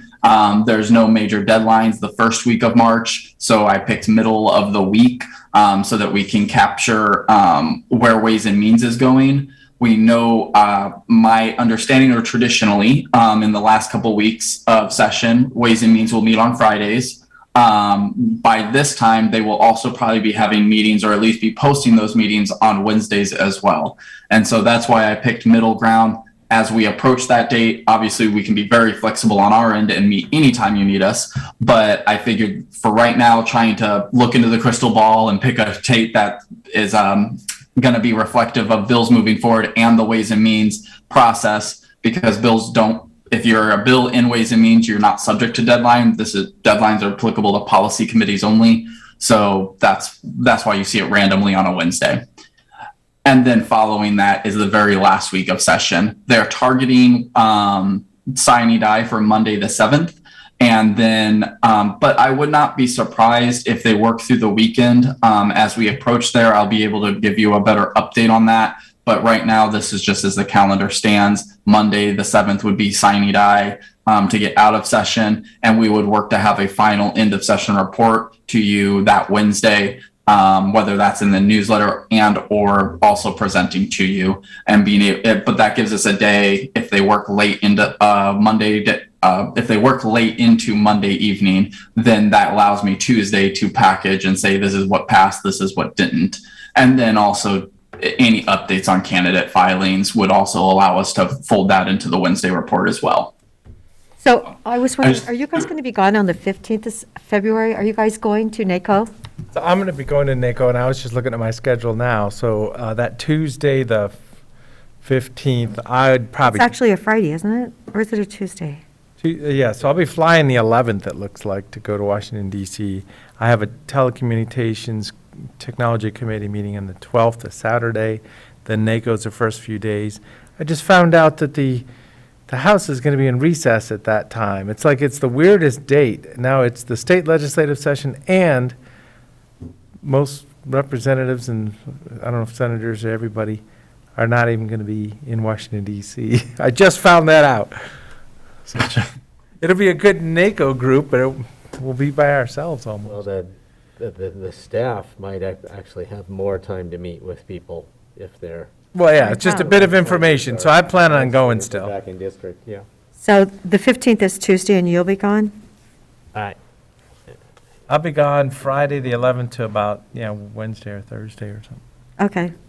I am about 80 or 90% sure I'm going to go to NACO as well. And I would leave on Friday, and I might be gone the entire week. If I'm going to be in DC, I might just throw a couple of extra days in there before I fly back. Okay. So Just so I can clarify. Can they just meet with me then? Yeah, it's good that we're talking about this. This is the week of February 14th, is that? Right, it's Valentine's week, right? And the Super Bowl is that Monday too, it's funny. That said, I could certainly do a virtual meeting. Yep, and I'll be as available needed. too. Any one of those days. So. And again, I'm happy to move that any day of the week if the 15th is when you're having actual meetings. in DC, we can push that on the calendar. I have a text box here, just a note to myself if I need to move that to the 16th instead. Whatever works for you folks. I was just looking at the schedule yesterday, and the afternoon of the 15th and all day the 16th are the days where we're supposed to be making visits on the Hill. So, it would be easy to stick an hour in there somewhere in the afternoon of the 15th or sometime on the 16th, in my opinion. But Yeah, I agree. So, yeah, I don't think our trip out of town will drive when, let's just make sure it fits here, and then we'll make it fit, I'll make it fit, when I'm out of town, yeah. Well, and I know you folks have crazy busy schedules. I would assume also maybe like when we meet, we'll look at that agenda of when the next meeting works and if it needs to be adjusted at that time too. Again, on our end, we can adjust as needed whenever you need us to. So. Good. All right. Well, are there any other questions related to this calendar? Otherwise, this will be the same format if everybody was happy with it last time for these meetings of just having a 1 week view of what's coming on, what's those priorities, where we had it set as. Did that work for you, commissioners, in the last session? It did. It was fine. Okay, perfect. Okay.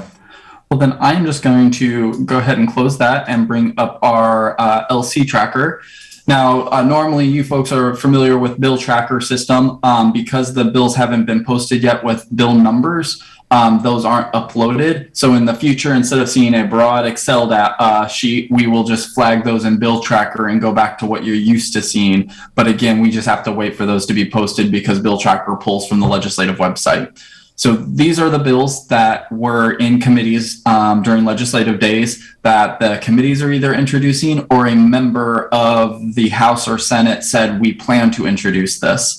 So I have emailed this off to your team today. It took me a little bit longer to go through and make sure that I know I missed a member bill here and there, and we got a couple updates on others. And so those are included in the new document. But what you will see over here in my notes is whether this is a reintroduction of a bill from a previous session. So the number 3 here, and I will make it a little bit larger so that that's helpful. You'll see, for instance, this bill is just a reintroduction of Senate Bill 721 from the 2021 session. And then here is a bill, and I put the member who is introducing it. If you don't see those notes, it's safe to assume that it is a committee bill. And as we move forward, we are being shared with leadership that committee bills have been vetted with the committee at this point, and we should expect them to receive or meet the first deadlines of having work sessions. But what we've also heard is if there's bills out there being introduced now, that there is no appetite for something to be introduced with no previous conversation. So if there wasn't an interim work group, if there wasn't, if this bill wasn't heard in the last session and it's a brand new concept, but for it being an emergency, they do not want to try to move those type of legislative bills in this short of a session. As you folks know, politics always plays out. That could happen on 1 or 2 of them, but that's just the counsel we've been receiving as we've been meeting with legislative leadership. Specifically in the House, the new legislative leadership, including Speaker 2B Rayfield and the 2B Majority Leader Fahey. So, and what you see on the highlighted ones are ones that I just noted as could be affecting the county. Now, I know in the previous conversations that there are departments that are members of associations that are statewide, such as County Clerks Association. I believe it's CLO, which is local public health, the public health agencies or office departments. I'm not saying PAC West is going to track these. I'm just putting them on the table so that we know that this could affect or be of importance to the county, and how we decide who's tracking what, I'm assuming will be a follow-up conversation. I just don't want to reinvent the wheel or duplicate efforts if that's helpful. So, but the first one that I wanted to note is just LC 193, and that's related to disbursements of grants for behavioral health treatment providers and for staff compensation and workforce retention and recruitment. I know that was important to you folks this last session. What we are hearing is that part of the funding that could come from this LC would be unexpended ARPA dollars. It might be in the form of compensation payments as bonuses. They have to figure out how that delivery system would work, or it might turn into just a higher reimbursement rate. During legislative days, there was a conversation.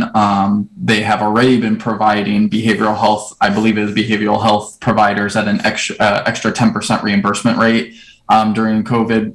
But there was a conversation of trying to increase that to 20%, specifically in rural areas of the state outside the metro area. So I wanted to flag that just so that you are aware of it, if that's something that we need to be supporting. It does have a sunset date, so that's why I think it's tied to ARPA dollars if you see it being funded. And then it does authorize the Oregon Youth Authority to provide grants to local governments and nonprofits as it relates to the needs of individuals in local youth authority custody. So I know we have a facility there in Deschutes County. I didn't know if this would be one that we wanted to note or to at least follow up and see what the first round of conversations was.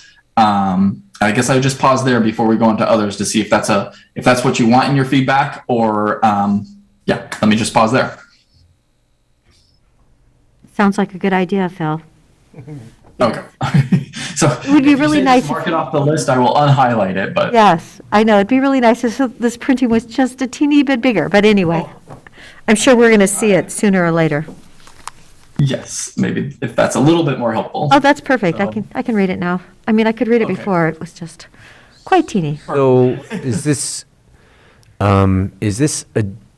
additional compensation just for behavioral health workers that work in residential behavioral health facilities, or is it for behavioral health workers broadly? As of right now, it can be broadened. This was a bill that, from the conversation in the committee, it seemed like it's a concept that's not fully fleshed out or flushed out yet. So to your point, Commissioner, I think it could be broadened. They left the relating to clause to available to provider care. So they didn't specify in the relating to clause whether it was behavioral health or other types of provider. So there's flexibility to have an amendment and do that. I hope that answered your question. Yeah, because I mean, the thing that we're constantly running up against here in Deschutes County is that we don't really, we have minimal and extremely insufficient residential treatment of all kinds here. So if this was just for residential treatment facility workers, then we would be shooting ourselves in the foot because we don't have a lot of them. But if it's for behavioral health workers broadly, then that could be a real benefit for our behavioral health division. What I could see, and this is just a shooting from the hip thought, Commissioner, is since this is currently in a policy committee, the House Committee on Behavioral Health, I could see that's why it was introduced this way. Eventually, it will have to go to Ways and Means, and I could see that they've sometimes broaden it a lot more in Ways and Means, and so I could see that being done. All right. And I am subject to missing something in here. I am still going through with a fine-tooth comb and making sure that I read every one of these LCs, at least the descriptions and summaries. But I'm just jumping down to this next one that is in the Senate House. This sounds like a study report. It is a placeholder currently. They noted that they are wanting to do a housing omnibus bill. But what they noted on this LC specifically is that they want to study issues related to housing and specifically the cost of the increase of housing, the cost to housing, whether that's on the developer side, whether that's on the selling side. They want that incorporated and then to come back for the next legislative session for a follow-up omnibus bill or omnibus bill. So I just wanted to flag this. This is one that's related to housing as a very broad clause. I know we talked that we had our ADU bill passed in the previous session. If there are technical fixes, I wanted to flag this because it could be a potential vehicle for any technical fixes we might need to the ADU bill if it's not already being worked in some other committee or agency. So related to housing is very broad. And so when I see that and I see that it's a study bill, to me, it's a flagged placeholder. They intend to do something with it, but just wanted to note that for us. The next one would be LC 218, and this is our local representative's bill related to the homeless services pilot program that we talked about in our previous meeting. I highlighted that because it was one that we discussed at length, and that it affects us as one of those 8 pilot projects being here in Deschutes County. So I don't know if you wanted me to go more into that or not. I just reminded me, I promised you that I would send you Jason's one-pager. I have not done that yet, but I can do that right after this meeting. I have that saved on my desktop and ready to go straight to you. And that, Commissioner Adair, to your point in our previous meeting, that list, his one-pager lists out the 8 areas that the bill's being proposing investments in. Right. It's already in our We packet. have it already. We're good. Perfect. Okay, then never mind. So, sorry. So one question, Phil Scheuers, is there any words in there that have been used in other bills about future financial commitments? As in, one of the tenets of counties around the state has been no unfunded mandates. And obviously this isn't a mandate because if we're supporting it, we're a partner in this, but it's saying we'll give you money for a couple of years and then you're gonna have to spend your own money after that. So my question to you is there any other reference to how the wording, has this wording been used before in other bills? I can't say that I've compared the two. I did not think that the wording was all that unfamiliar.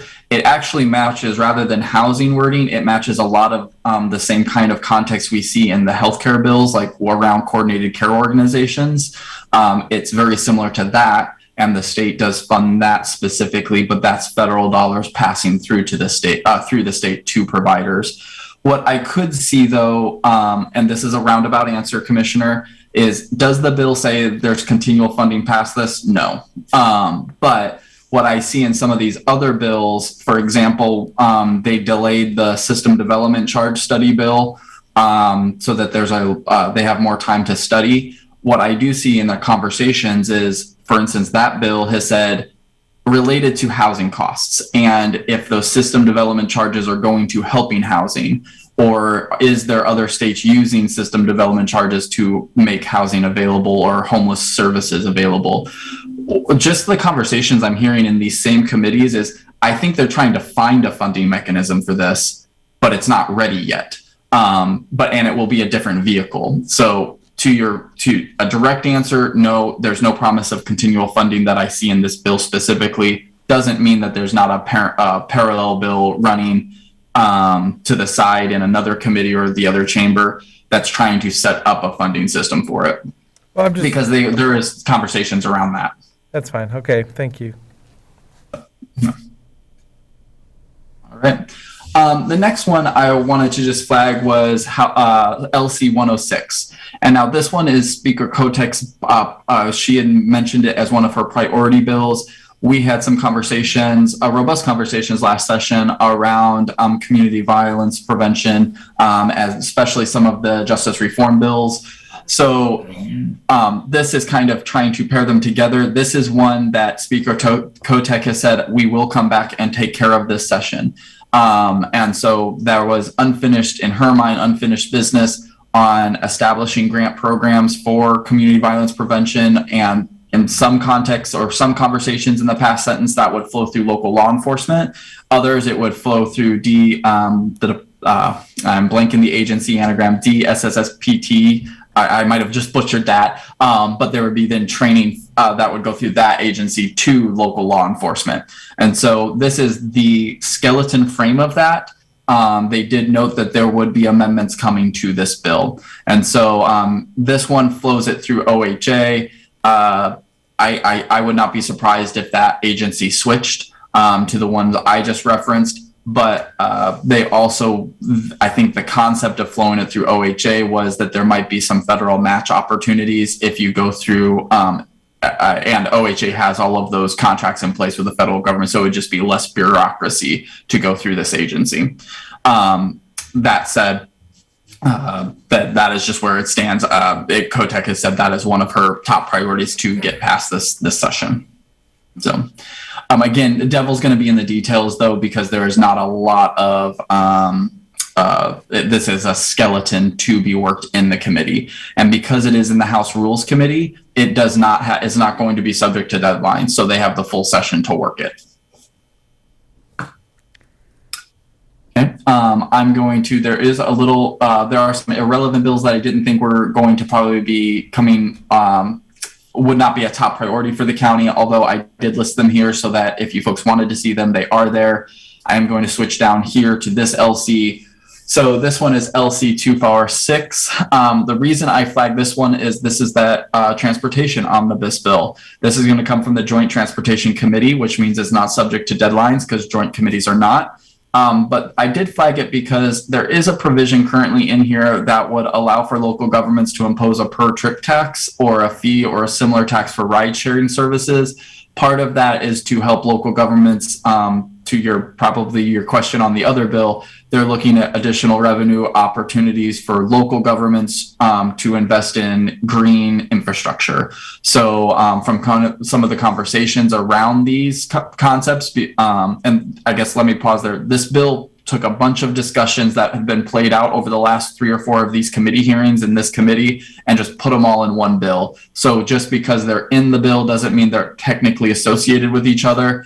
The one I'm talking about with the new revenue source was about specifically how does local government invest in their properties to have more charging stations, things like that, and help them fund it. Because the state is not has not been the one funding those to this point, or if they have, it's been to the private sector or to individuals in the form of tax credits. And there's a robust conversation of whether that's going to be renewed. So I did want to flag it for you because it does directly call out local governments, but this is a bill too that will probably move later on or mid-session to late session, and there will be amendments to it for sure. Right. And then I'm going to scroll down here to a few more. These next two are ones that might not be a priority for us, but I just wanted to flag again because they're calling out local governments and they're making statements such as local governments must accept. It's definitely tied more to land use. So Nick, this might be in your wheelhouse a little bit more than it is mine, but it does have conversations about prefabricated structures and mobile homes, manufactured dwelling parks. Commissioner Devone, one of these I was wondering as related to housing, that might be a good vehicle for our conversation around the campgrounds. So I'm trying to find those type of vehicles as well. In these short sessions, trying to get an amendment in a bill is much easier than getting a full new bill introduced and worked that process. So when we see related to housing in any of these relating to clauses, those are potential vehicles for those type of amendments. So great, let's look for those opportunities. You know, it's not real clear what the ask is sometimes, but right now, if something could fall into place, we'll make sure to be ready for it. Absolutely, absolutely. So, and just for sake of time, I'm not going to read through all of this, but I did went through the bill summary. If there was any individual documentation that was supporting it, like a one-pager, I tried to skim it for just the who, what, when, where, and why, so that you weren't getting legal jargon that was taking a whole page. So any of these bills, I'm happy to get you the paper version of the LC. But I flag these because, again, they're talking about land use and permitting of housing. This one's more geared towards cities, but I am assuming that Bend is to a size that it affects the rest of the county. So we just want to be cautious of, I wanted to make sure you folks were aware of that. So, and then moving down here to tax credits. So this one's relating to tax credits for the preservation of publicly supported housing. Again, this is a placeholder bill. They are going to have a robust conversation about this type of tax credit. It's geared towards more for private sector to help them get more engaged in the serving of the housing needs. But again, this one I think is going to change significantly. In the housing committee, they breezed over this one pretty quickly, but they talked about it in the context of placeholder. So again, it's a study. It does talk about a tax credit specifically, but I think that is to make sure that the relating to clause is a little bit more narrow than just related to housing. They wanted to keep the conversation specifically around that incentive. So what you will see is they're trying to have these bills come forward in policy and incentive formats. And then they have two options before them. They all can be amended into the housing omnibus bill, or they can try to make sure each of these meet the individual deadlines that we talked about on the calendar. But again, I'm not trying to be vague, just this is a one-page LC, is not, it just doesn't have a lot of details at this time. So expect an amendment that would maybe be multiple pages long. And I believe there was maybe just one more or so. Oh, here, two more. So one of them here, this is the LC 224. Now this is the one that's going to be the technical fix bill for the wildfire policy that was passed last session, Senate Bill 762. I believe maybe it was Nick or somebody that had said, hey, they're, just raise the flag that there are going to need to be some revisions, or at least there technical fixes that the county would be most interested in following. So I flagged that. And that this will be the vehicle that bill, those technical fixes roll forward in. So just keeping you apprised of that. They are going to, it's in a policy committee. So they are going to work it first.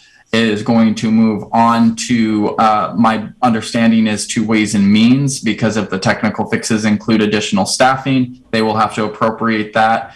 And so I just wanted to make sure you're aware of it. I do want to flag that with that comment, this specific bill was talked about in the sense of we can pass the policy and just fund it in the budget reconciliation bill and not have it go to Ways and Means. So the traditional form is the bills pass the policy, they go to Ways and Means. I would assume they would want that process, because then the bill goes from a policy committee that's subject to the chamber deadlines to one that's not. But if they already know that they have the votes in place and they can fund it in the budget reconciliation, I think that's a doable pathway as well.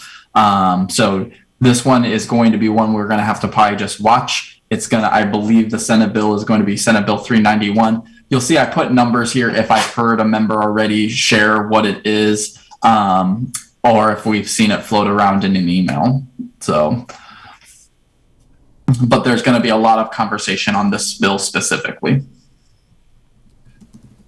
And then these next two, I'm going to jump to 251 here and then go back to the marijuana revenue account. So 251 is the other priority bill or heavy lift. In our previous meeting, we talked about that they are wanting to have a few heavy lift bills that are omnibus bills. One of them, or that they are going to come back into session and try to, that they didn't get to last session, they're trying to take care of this session. One was one we talked about with the speakers grant program. This is the other. They want to modernize the forest products harvest taxation. Or the taxation program. So this is the vehicle that they will be doing that in. It will reinstate the forest products harvest tax, change the processes, and then also have provisions that are going to come from the private forest accords that were negotiated from the executive branch and private sector. So I believe there's going to be amendments coming forward in this, but I know it's a very technical bill. The sides of the private forest accords want to review the bill in its final form. So I wouldn't imagine this moving immediately. Plus it's in the revenue committee. So that again is not subject to deadlines, but it is going to be one of those bigger revenue bills that probably catch headlines in this session. And I just wanted to make sure you're aware of it. Because it has been the conversation about harvesting and forests have been important in the past to you folks. So I would just say again that with the amount of private industrial timberland that we have in Deschutes County and the volume of harvest on those lands, I think this bill is actually pretty peripheral to our interests. But that's just my opinion. Well, it's an Oregon bill, so I mean, it's not Deschutes County specifically. Yeah, no, I mean, but history of there are counties that should care a lot about this bill, and we're not one of them. Oh, that's very helpful to know. Sometimes I just kind of cast a wider net and try to hope for comments like that so that I can narrow it in a little bit. So thank you. The House Bill LC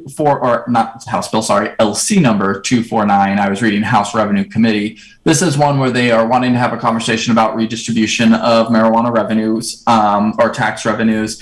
What I'm hearing currently is this is a vehicle to tie it to inflation as it moves forward, but there's already conversations of trying to amend. I don't know how successful they're going to be. But they wanted to, for example, if you folks remember the City of Ontario proposal last session, where since such a large volume of product is sold there, being on the border, that they are trying to engage in getting that amended into this bill. I don't know if that has legs at this time. It didn't in the other session, so I'd imagine they're not going to want to push that in a short session. But just letting you know that they have anticipations of passing this bill, specifically because while it's bringing in revenue, the services that revenue funds are subject to inflation. And so the proposal is also increase this to inflation to help account for that. And so more detail coming on this bill for sure. The Department of Revenue did not have a lot of answers during the committee hearing, so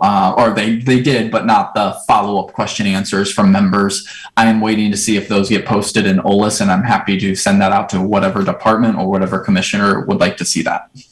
So, and I would just flag it too as a caution because they left it very broad in the relating to clause, distribution of marijuana tax revenue. So again, that one is going to be subject to probably a lot of amendment proposals. Doesn't mean they're all going to move forward, but just flagging that because it just should be noted.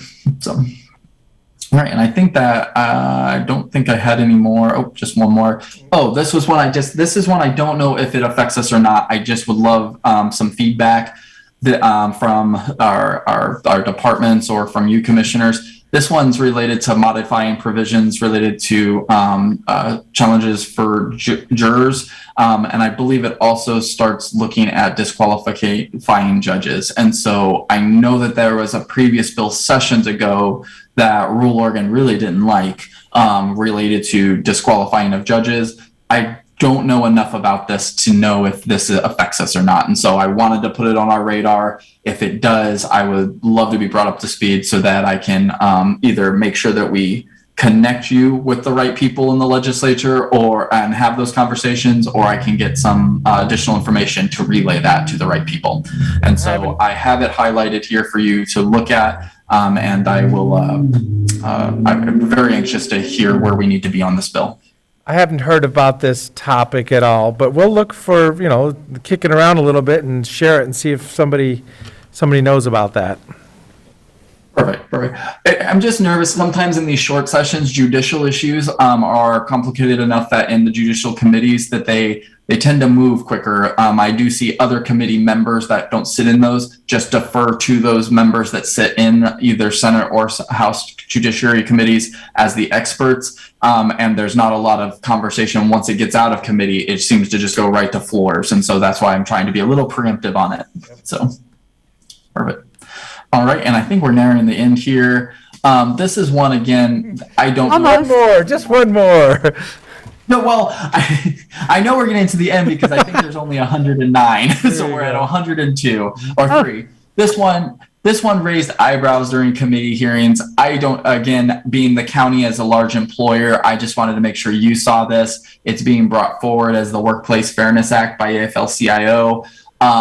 Some of the conversations are getting... I don't know, I've not read all the way through this bill yet, but it is getting, it is becoming a conversation that's probably getting tied up with previous ones, where they are doing look backs on if there are disagreements with employers, how far back they can go on those disagreements or wrongs. And so I wanted to make sure again that the county had an opportunity to look at this bill being a large employer in the area. So, but again, this one might just be, it's a lot of legalese in the bill. So, So, but now I am promised that is the end. So, this one is in your in Nick's hands.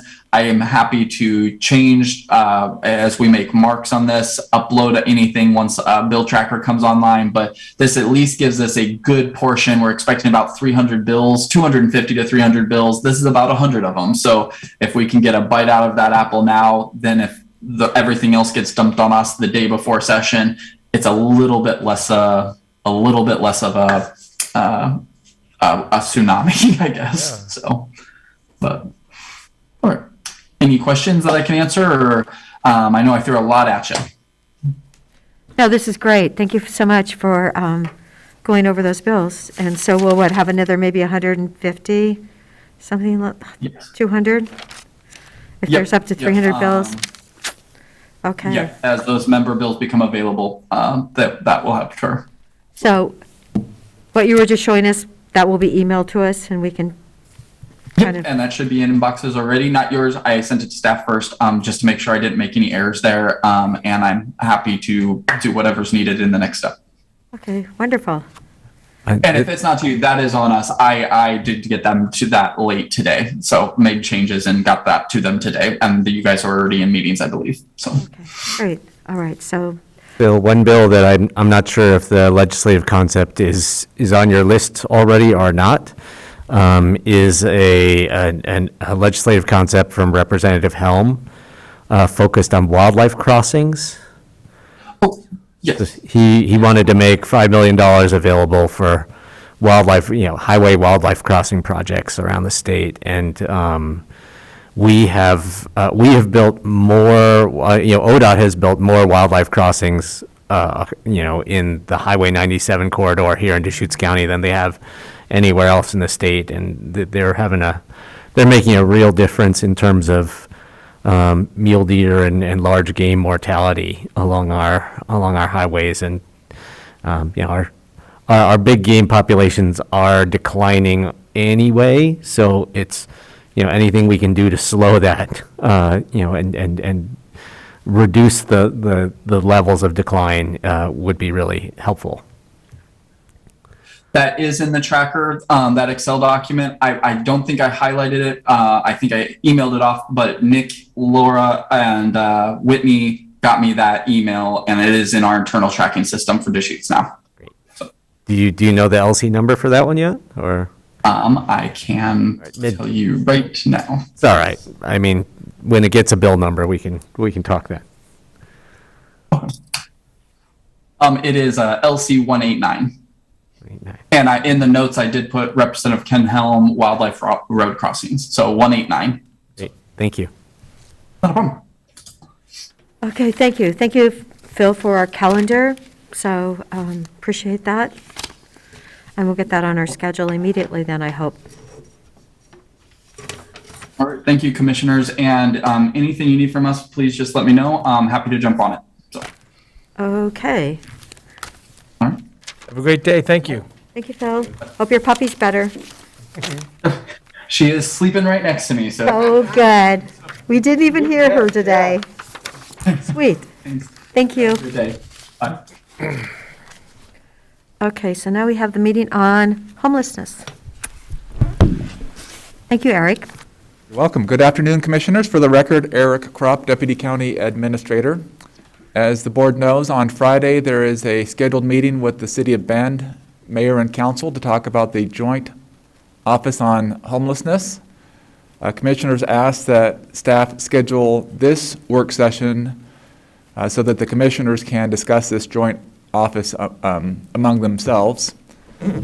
The board packet includes several documents, including the legislative concept that Phil Schroyers mentioned, a one-page document from AOC and LOC that provides a summary of that legislative concept.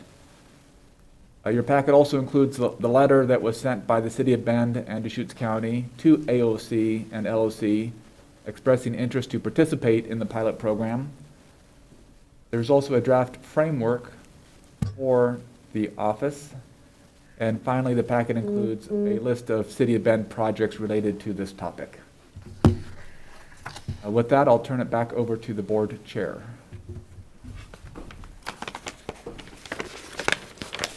Yeah, this is time for us to be able to work together a little bit on this. So the letter I signed this last year, December 8th, I remember we talked about recently completed work on the following tools to improve coordination, a community vision, mission statement, milestones, and strategic plan. My understanding that was still coming on December 8th when I signed something like this on our benefit, our behalf. But do we have a clear set of information on what's a vision and a mission statement and milestones? At this point, attached to your packet is that framework for the city and county and city joint homeless office. That's just a draft that staff has worked with, county staff and city staff have worked together just to put something on paper that summarizes what a draft IGA could look like. It certainly needs more discussion and input from both this board and the city council. And then separately, there's the City of Bend Emergency Homeless Task Force project. Yeah.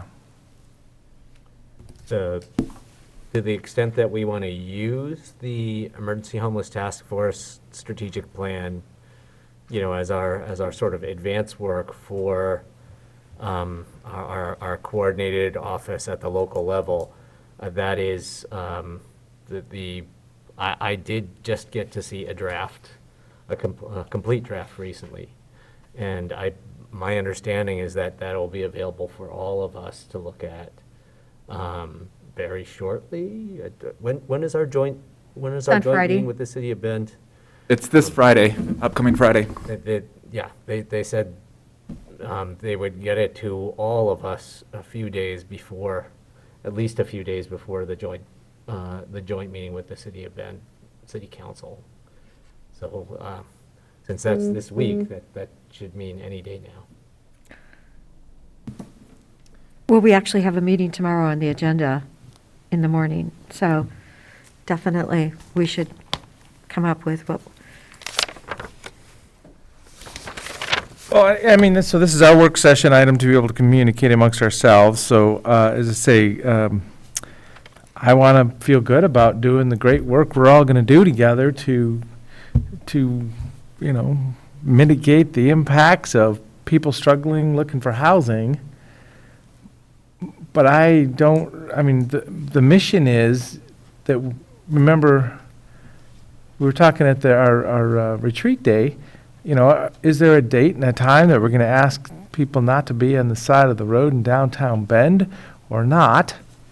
If we put a Office of Homeless Management bill together and talk about it in the short session, and then get money someday, and then hire somebody someday, we could be another 6 months or a year down the path here, and nobody's been able to mitigate the impacts of the folks out there. So, as I say, I'm just trying to make, we're a board, we're 3 people representing the people of Deschutes County. I'm just trying to make sure we're on the same page, or acknowledging our differences of opinion, or whatever we need to do here. I would say that forming this joint office does not create a body with the authority to say, the capacity to say, after this date, no one will ever sleep on a sidewalk ever again in Deschutes County. What it does allow, and part of the reason I say that is because the actual work, the real work of reducing homelessness is done by service provider organizations. So we are depending on them to do the work to get us to that goal of zero functional homelessness, or there's a shelter bed for every single person who's experiencing homelessness. What we can do is support them in that work. And so this joint office is not, I don't think it gives us the ability to say, at this date, we will, homelessness will be over. What it does give us the ability to do is support the organizations that are doing the work to increase their capacity, to address gaps, to scale up their efforts so that we can get there.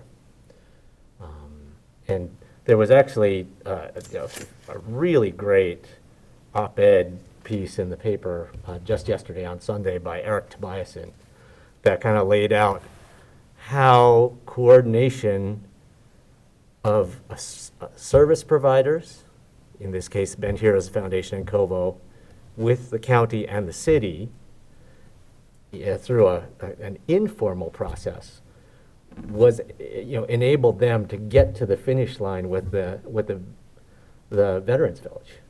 And basically, Eric said he fully supports doing this joint office because it'll formalize that kind of coordination so that we can all work together and get more of this work done, which will get us to the goal of no one sleeping on the sidewalk. It's interesting because I believe today starts the point in time count up maybe through next Monday. And I'm thinking like, okay, our weather, maybe we'll actually get a count because it'll be easier to access the homeless. But yesterday I had an experience where there was a naked woman in the street here in Bend, I believe on 2nd Street. Some people had called 911 that I know, and they were told that several people had already tried to help that person, and it seemed to be a really serious situation where that person truly, truly needed help. And so I got an email from them, and I sent it on, and hopefully somebody said, okay, really, truly, we need to help that person.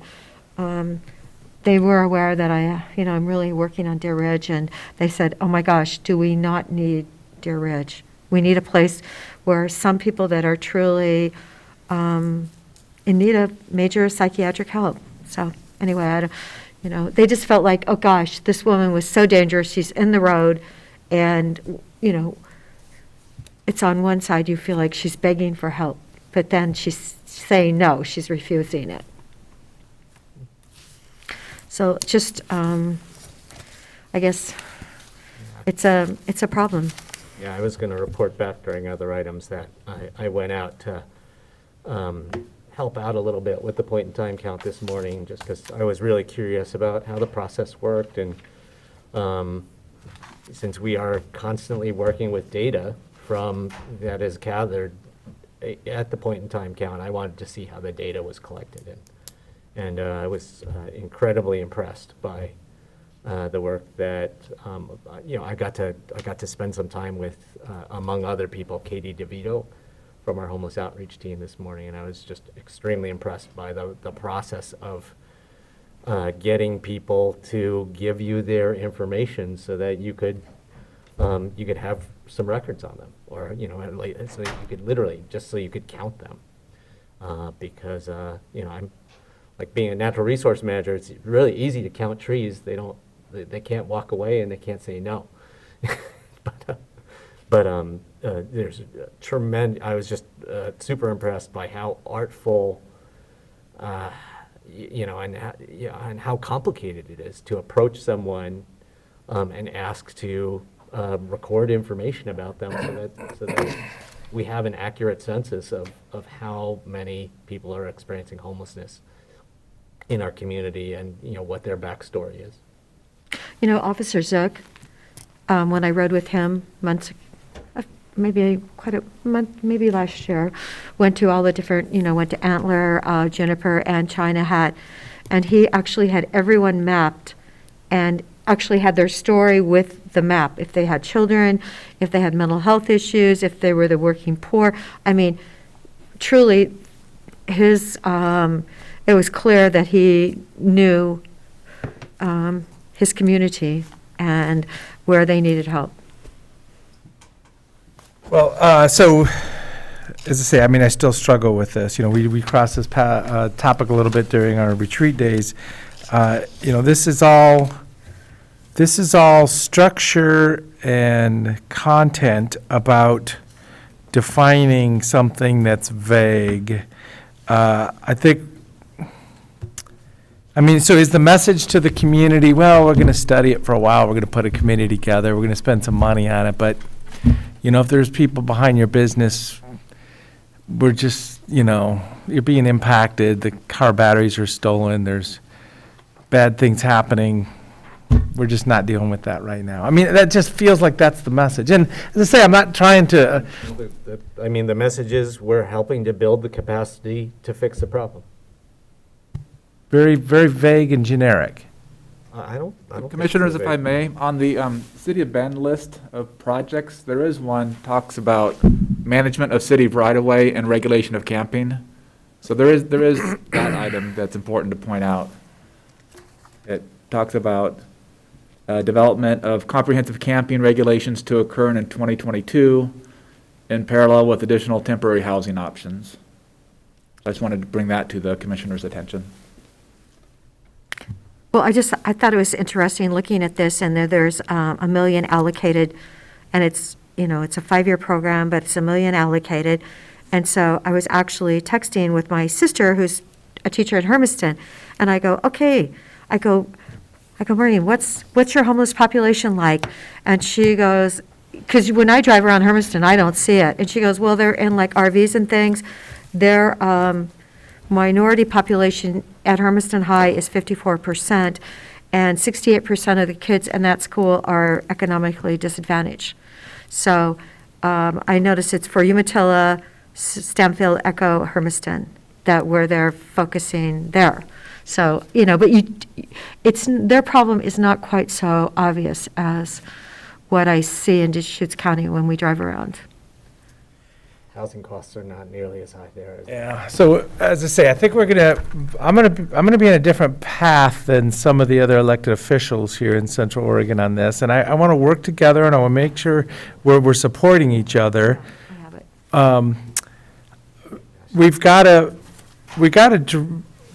I think we need to put just a few expected, hard lines in place as a reference point. We can't just have this thing just kind of rolling along. And as I say, I'd be asking, I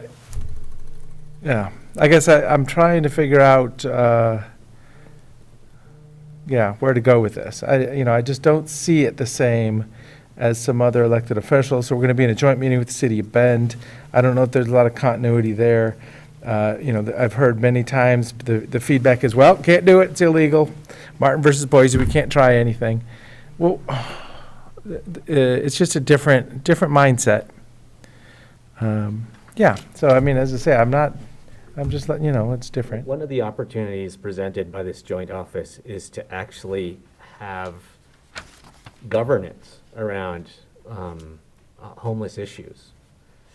Right now, we have a bunch of service providers, many of them nonprofit organizations. We have laws that apply to things like, parking in the street, or, blocking up the right-of-way, or disturbing the peace, or things like that. But we're taking these laws and we're trying to apply them to this kind of niche, unusual situation of homelessness. But we don't have a whole lot of governance specifically around homelessness. So actually having local governments get together and engage in thinking about how do you fix homelessness, but at the same time, how do you protect public safety? How do you think about the unusual land use implications that come up around this issue? That we actually have an opportunity to do that in a focused, coordinated way with this coordinated office, as opposed to trying to take a patchwork of laws that were not specifically written around homelessness and figure out how to interpret and apply them to, the crisis of our day, basically, in our community. So I could agree that economic refugees, people it's hard to have a living wage job that gets you into housing. So we have a huge disconnect there. But the goal should always be to participate in the economy, private property opportunities, low cost, rental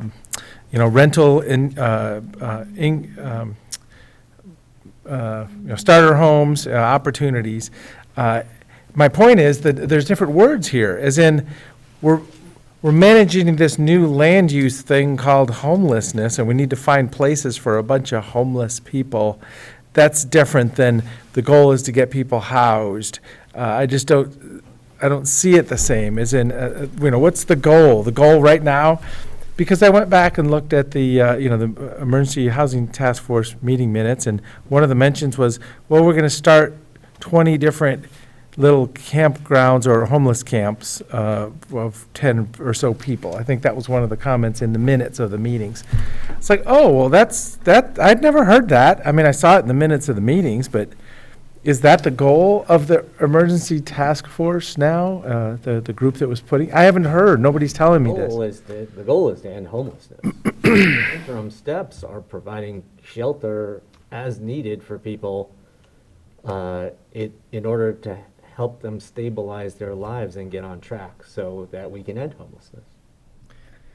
And we should have. There's a whole lot of interim steps in between someone being, having their life, spiral out of control in various ways to land them and as homeless, and then being an employed and an employed and housed person. So for some people, a whole variety of shelter options is a needed interim measure to get them to the place where they're not homeless anymore. Well, So as I say, I mean, I'm just saying, there's different views on this. You seem like you're just calm and comfortable explaining how government's gonna provide these resources, but as I say, I think, people provide resources for common services, paying payroll taxes and other taxes. So then how much of the people's money do we keep rerouting for these issues? I don't know. I mean, I think that's the issue to be discussed there.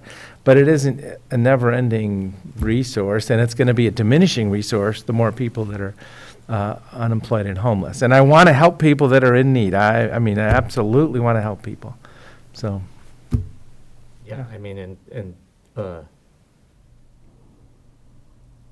this grant program and our investment in homelessness is pretty small compared to the total, the total tremendous amount of resources and person hours that is going into this issue in the community. So it's not like we're not talking about the county taking on homelessness single-handedly and trying to fix a problem. A $2-year $1 million investment. I don't need to debate you about it. I'm just letting you know there's different views. And so now we're going to meet with the city of Bend, and I haven't found a lot of common ground. Yeah, so I'm just trying to make sure. You're right. There's different views, and I'm just trying to make sure that I have the time and space to fully articulate my view. But I'm wondering. Please do, yeah. I'm wondering, just looking at, okay, it's $1 million. Why do we have to spend $500,000 a year? Why can't we maybe approach it a bit more frugally so that we get 3 years out of it? I mean, honestly, is that one of the rules that we have to spend $500,000 a year? Because I would think one of the rules is that if you don't need all the money to coordinate and develop your plan, you can actually use it for implementation. So there is kind of a time constraint on when you can spend the money on. But if you get your deliverables done cheaper and faster, then you can use the money like on building facilities and direct service provision. okay, well, yeah, because I'm just like, okay, we're going to spend $500,000, and yeah, so that's good to know. So I think of scenarios, there, each person that's being talked to today, point in time count, there's a scenario there, and it's a person's life, and I want to help them go down a path that's going to be better tomorrow than it was yesterday. But there's scenarios, I don't have a feel for the multiple scenarios that we're building for. As I say, I was talking as a software developer. A person that is right on the edge, ready to get back in, just needs a little bit of help. A person that's been on the street many years, been through a lot of hard times, and going to need quite a bit of time to stabilize before they can move forward.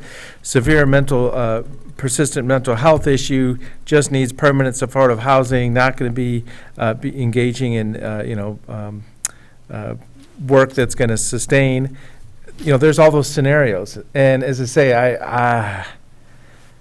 I don't have a feel for, I still don't have a feel for what the deliverables. Starting the Office of Homelessness, or whatever the terminology is, because it gets political there too. I went to Portland, and they're spending millions and millions and millions, and it's spinning out of control. I think we need to do something different. Right. And this is exactly our opportunity to do something different that's homegrown and locally specific. Okay. Well, so I still, I'm not comfortable. I don't know. I'm trying to be a partner with this. There was a statement made when we were talking the other day. You were upset that I wasn't supporting it. I'm like, hey, why would I just support something blindly that I don't feel comfortable with? I've got to feel comfortable with it. My discomfort wasn't that you weren't supporting it. My discomfort was that you were, in my opinion, making a lot of statements to undermine the concept before you had made a whole lot of effort to understand it. And we're taking time right now in a public meeting to communicate. We're going to be joint meeting with the City of Bend. Who do I talk to? Who am I missing? We got to work together as a group. I don't know, Yeah, so what I'd like to know before we wrap up this topic is, you have your discomfort, you've made that clear. What does that mean in terms of how you're going to show up on this bill? Does that mean you're going to oppose the legislation? Does that mean you are going to oppose us asking our county lobbying capacity to help advance this piece of legislation? It would be helpful to, you've made your position very clear. I'd like to understand what that means. And, it'd be helpful for me to be prepared if, whatever your view on what you'd like us to do about this, it would be helpful for me to understand that. As I say, I'm still searching for information and answers. It seems like a pretty vague concept. We're going to give you some money, you're going to hire some people, and they're going to study this thing, and I don't see any real action. If that's the society we're in, that'll be the majority, maybe in the legislature voting for something like this. I just don't feel comfortable with that. It takes effort. It takes effort in our community to help people in need, obviously, but this just seems like this vague thing off into the future when we have things to happen right now. So, I'm almost just, I did sign this letter. We started with partnership up front. Now we're going to go sit with the City of Bend Council again, and I just have questions. We talked about what's our community vision. Why don't we have a community vision on this? Does the Board of Commissioners, the three of us, have a community vision about this? We've got the responsibility of the land that the county represents on the east side of Redmond. We have public lands all around us, which is the federal land. We have state lands that people are on, but then also downtown Bend, which is public land of the city. It's all jurisdictions. So this whole thing. Well, I will repeat something. I probably have said it before. But I remember being in that homeless meeting probably in 19 or early 2020, and there were like 60 people in the room. And J.W. Terry went up to the front of the room and said, there are way too many people in this room to ever really get something done. So we've got some incredibly compassionate people that have been working so hard on this. And then again, we had that emergency team, which honestly, I thought they should have been meeting every week, because when you could see how many, our homeless population, if it truly, I believe it was up to 1,500. Colleen and I conferred and agreed on, it was up to 1,500 people in little Deschutes County, population 200,000, right? If you look at the percentages, that was huge. So honestly, this is going to be a very small team. Hopefully, they will be able to pull all the direction and really give clear guidance to what we need to be doing. I mean, it's an opportunity, and I do believe that there is that chance. People will say to me, I don't understand the rules. I don't understand when they can trash and leave Hunnell Road the way it's looking. And if I left my trash cans in front of my house, I'm sure I'd be cited. I mean, we try and follow the rules, and so hopefully this group will have the capacity. The problem isn't getting better. Well, it has to be Surely- defined with the capacity. Either this group does something or we don't do something, Right. So, I mean, are we going to empower some people to have a meeting and talk about it and fill the room up with discussions? Or are we going to have somebody, asking multiple people on, 2nd Street and Franklin not to be, and impacting the businesses and being in public places? So how do you actually move forward with any actions without a plan? Which is what this joint office is supposed to do. It's supposed to build us a plan where people will have thought very hard about what the highest priority, most strategic actions are going to be to move us forward. Because we can throw out like the idea of the day all year long, but sometimes those ideas, are a moment of brilliance, and sometimes they're total dogs. But when you get a whole lot of people who have an intimate understanding of the problem, and week after week, they're saying they can put their finger on it and say, this is still the most strategic thing for us to do right now, then you have a plan with priorities, and you go implement. And that's what this is intended to help us do. Okay, so then, is there a strategic plan with deliverables that's being talked about that I don't know about? It is the product of the joint office that we can decide to create or not. There is the strategic plan from the Emergency Homeless Task Force, but you all have already expressed great skepticism about what that group is going to produce. But it can't be us and them, it's got to be us. It is us. And there's quite a lot of times when us gets a whole lot of skepticism and criticism from us. So this is the messy process of communicating. Well, there's also the messy process of approaching something in an open-minded way and in a productive and constructive way, and trying to get out of it what you need versus throwing rocks at it. Okay, yeah, so back to the beginning, it's just it's the vision and mission of what we're even doing here, I guess, is what I'm not real clear on. Yeah, I mean, so if the joint office's primary product is a plan, if the Emergency Homeless Task Force is producing a plan, if we like it, that is a very fast track to the place where we can use the remainder of the joint office money on implementation. If we don't like it, then it is the opportunity for us to go through in a thoughtful, focused way what should be in a strategic plan.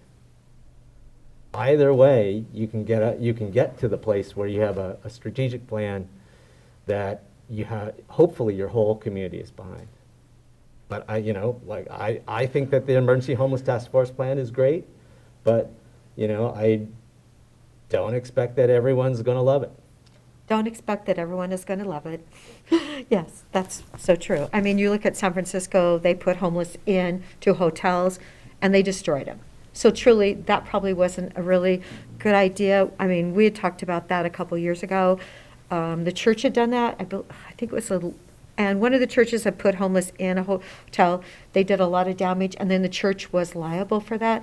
And so, by buying our hotel and keeping our security system with, we've learned some things. Yeah.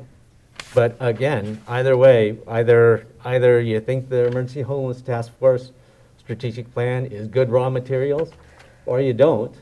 Either way, you have a chance to develop. Do I have something that I can be reviewing or talking with somebody, compare notes on, or not? You saw the broad outlines of it already, and you'll get a complete draft,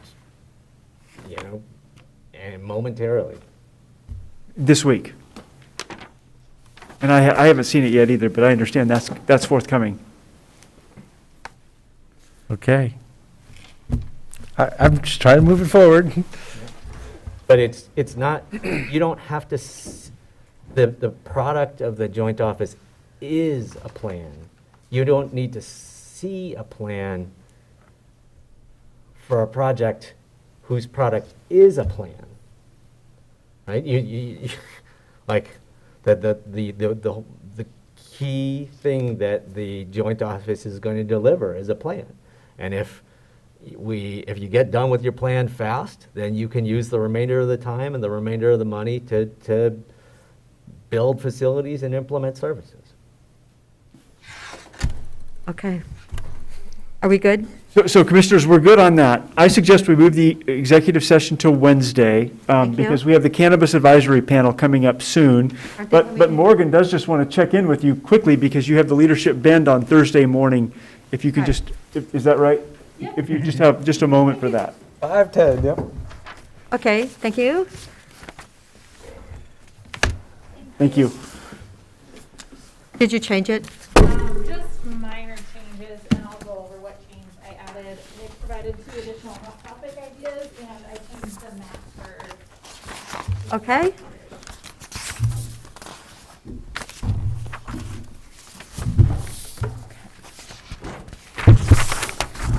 So this is for Thursday this week. This is this Thursday. We're going to be online. Yes, and for the record, I'm Morgan Emerson, Public Information Officer. So this is the draft Leadership Bend presentation for Thursday's virtual presentation. One of the questions I do want to make sure I cover is, would the board prefer to Zoom in together from this room or individually? Oh, I think I will not be here. Okay. I'm already committed to. Okay. I'm just I mean, if you guys. I think it's better to be in this room. Except if we're in our own office, we don't have to wear a mask, right? Correct. So. And we'll fill up a square as opposed to be. Right. So let's go in our own office or whatever. Perfect. And so then the other item, before I go through this top to bottom, is in the past, I know the board has sometimes chosen to predetermine who will take which slides, and sometimes you wing it. Yeah. If you have a preference. Well, we'll be on a video, so it'll be kind of tricky to wing it, because it's fun to wing it when you're standing next to each other, but not on video as much. It's a little bit more difficult. Yeah. Okay. Yes. I'll speak about myself on this introductions page. Okay. I'm So- joking. Since you want me to introduce you? Nobody Okay, else is so gonna Morgan, introduce we'll each talk about, introduce ourselves with, how many minutes is this total presentation? You have typically about 45 minutes to present and 30 minutes for questions. Okay. So it's going to start at what time? 10:15. So 10:15 to 11:30. 11:30, okay. Well, I just committed to something at 11. I was thinking it was only going to be 45 minutes, but. Oh, that's what's in my schedule, that it's blocked out, that, yeah, Megan, we were trying to identify it. Okay, that's what it is. The original placeholder was only 10 to 10:30. Yeah, okay, gotcha. All right. So we think we're going to go to 11:30. Yes. Uh-huh. 11:30, we'll be done. Okay, so we've got the agenda page. Do we have a sense on who would like to run through the agenda? And if you have any. Oh, sure. Commissioner Derry, I can do that. just kind of run through the bullet points. Yeah, I'll just really quickly run through it, read it for them, and then introduce myself, and then Commissioner DeBonne, Commissioner Chang, and then who wants to talk about AOC? Aren't we just going to show the video? Well, Last year, someone introduced the video and just took a minute or two. okay. I can do that, just saying there's 36 counties in the state of Oregon. The Association of Counties is our membership organization or advocacy organization. And then here's a video put together. So it'll just be an introduction to the video. Right. If that's okay. So then, When we're introducing ourselves, what kind of time constraint should we try to keep to? 30 seconds? Well, if we got 45 minutes and only 10 slides, maybe a minute or two if you want. I think last year, the note said around 3 minutes per person. 3 minutes per person? We can certainly change that and go longer. I know there are some other. No, I mean, 3 minutes is fine. I think that's too much. Okay. 3 minutes or less, that's fine, I'd much rather answer questions than Yeah. listen to us talk about ourselves for 9 minutes, but. So I'll do the introduction just as a 36 counties generic intro. And then the next page. How long is the video? It's about 2.5 minutes. Oh, boy, okay. And I can do the next one,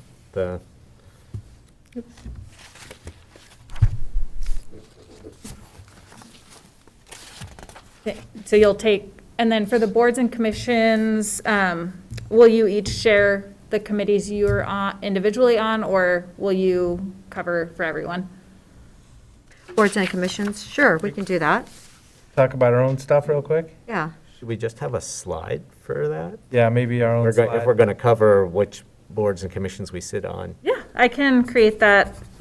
We have it somewhere. It was on a retreat. And then we could do, 2 or 3 minutes a person on that too, just so that'll give us the kind of same cadence maybe. Okay.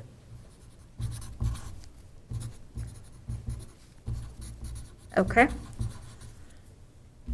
And then Nick let me know that there might be another picture that's similar but improved, that just also shows public lands. Is that correct, or is this what you were thinking? Oh, the map, yeah, well, generally the map we've used is kind of the jurisdiction map. It's got the big yellow that's farm and green that's forest and the cities, and it's just, there's a little legend in there that we can show that works well. Yeah. You can see how much land the county actually has jurisdiction over, all that stuff. What is this one saying by 42 by 48 inches or whatever this thing is, do you know? I don't know, It's just a weird map. Maps that somebody can buy or something like that? I pulled this off our website, but I thought it said, when I looked at it on the computer, I was thinking it was saying square miles, which also doesn't quite make sense. We'll get this replaced with the map Nick was referring to. We could talk about it. It's very unusual. Yeah. It's like, well, what do you think of this map? The miniature Deschutes County. Will this slide have bullets, like just kind of with a few statistics about the county? I have historical notes for this slide that I can share. Who plans to take this slide? So Commissioner Chang, you're going to kind of do the Board of Commissioners, and then each one of us are going to do our boards and commissions, and then we'll be Yes. jumping into this. I guess the Gary, you wanna map do is this going one? to, how it looks is going to depend what we say for that map, right? Yes. Since that one is kind of unusual. We'll get that cleared out. Well, this one could be, how about we have a primary commissioner and the other two can make comments or something real quick too, just the fact that, when I look at, if somebody didn't say something about the lakes or I don't know, going out to Brothers or, there's, whatever's said, I bet there's one more little thing that we could share personally about it, Okay. I definitely, like, I want to protect a lot of time for people to ask questions. So, I mean, I would lean more towards just, couple of high-level geography statistics and keep it moving. That'll be my preference. That's fine. So Commissioner Dare, you want to do that slide? The map one? Oh, why not? Yeah, okay. I took geography at the University of Oregon once. I'm I'll do it. I'll do it if you No, want. I'm happy to do it. Morgan will feed you all the bullet points. 79% public lands. So then I can introduce this one. I'm just thinking if we rotate and kind of. Right. The Board of Commissioners and the other elected officials, and then departments, kind of highlighting them. We have Deputy County Administrator, 2 of them now, and Nick Lelak's in here. So, and Nick, you wouldn't be attending this, or would you? I'm going to try to attend part of it. I have this quarterly regional executive administrators meeting that COIC organizes, so I will be there at some point. Okay. Yeah, so, but you wouldn't be part of the presentation then. So then, as I say, when I look at this, I think of, talking about the fact that, the health department and public health is a priority, but it's also behavioral health, which is mental health and addictions, so that's a statement there. Veteran services, we definitely have staff and outreach efforts for veterans looking for benefits that they deserve. I don't know if I'd go through everything, solid I thought you were waste. going to do the elected ones. Well, yeah, so I'm just thinking, I'm looking at the different parts You and wanna- pieces. why don't How you much do would I the- talk about this Yeah. slide is exactly what I was thinking. Okay, so Want me why don't just you do do- the elected? That's fine, so just do elected officials. And I'll either do maybe the administrator, what Nick's responsible for, and then, let's see, so then we have Whitney and Eric. Do you want to do those two? They have 9 different areas that So they, break this slide up into 3. yeah, I think so. Then it makes it easy. Bill, do you want to do those 2, the outside 2? I could. You could do I the mean, what? I also think, we could keep it to a minimum too, and just, say, this is the organization of the county. Here's, here are all these elected department heads. Here's all our. I was thinking that I'd do the whole slide, but as I say, when you think of solid waste, that's a pretty big operation. The fairgrounds is a pretty big operation. The road department's a pretty big operation. So that's what I was thinking as I'm looking at these bullet points. No, There's it's some really- things I like yeah. to pull out. Yeah, there's some really important things there, so I. But it's just saying they're big operations. We don't need to talk deep into them. No, That is, those, I mean, I could see going either way, like giving a little bit about each department, or just saying, here's our departments, and let people look at it, and they can say, they can, in their own head, say, like, gee, I have a solid waste question. I'm going to ask about that when. Yeah, and then each one could be talked about. maybe, Morgan, you could time this out. If, let's say, what do you think, 3 minutes to you explaining the elected, 3 minutes for, No, it'd take about 15 seconds. okay, so that's 15. I mean, I'm not Oh, looking you at this deeply. This is more Okay. just introductions. Yeah, I mean, again, I'd love to see us reserve as much time as possible for people to ask what they're interested in. Ask about what they're interested But if we got 45 minutes, it doesn't matter if we spend 5 or 10. Yeah, we have 45 minutes, so, in. okay, if so then there's- we go to if there's hot any- If topics. there's any slide where we're going to do that, like go much more in depth, this is a good one. Yeah, okay.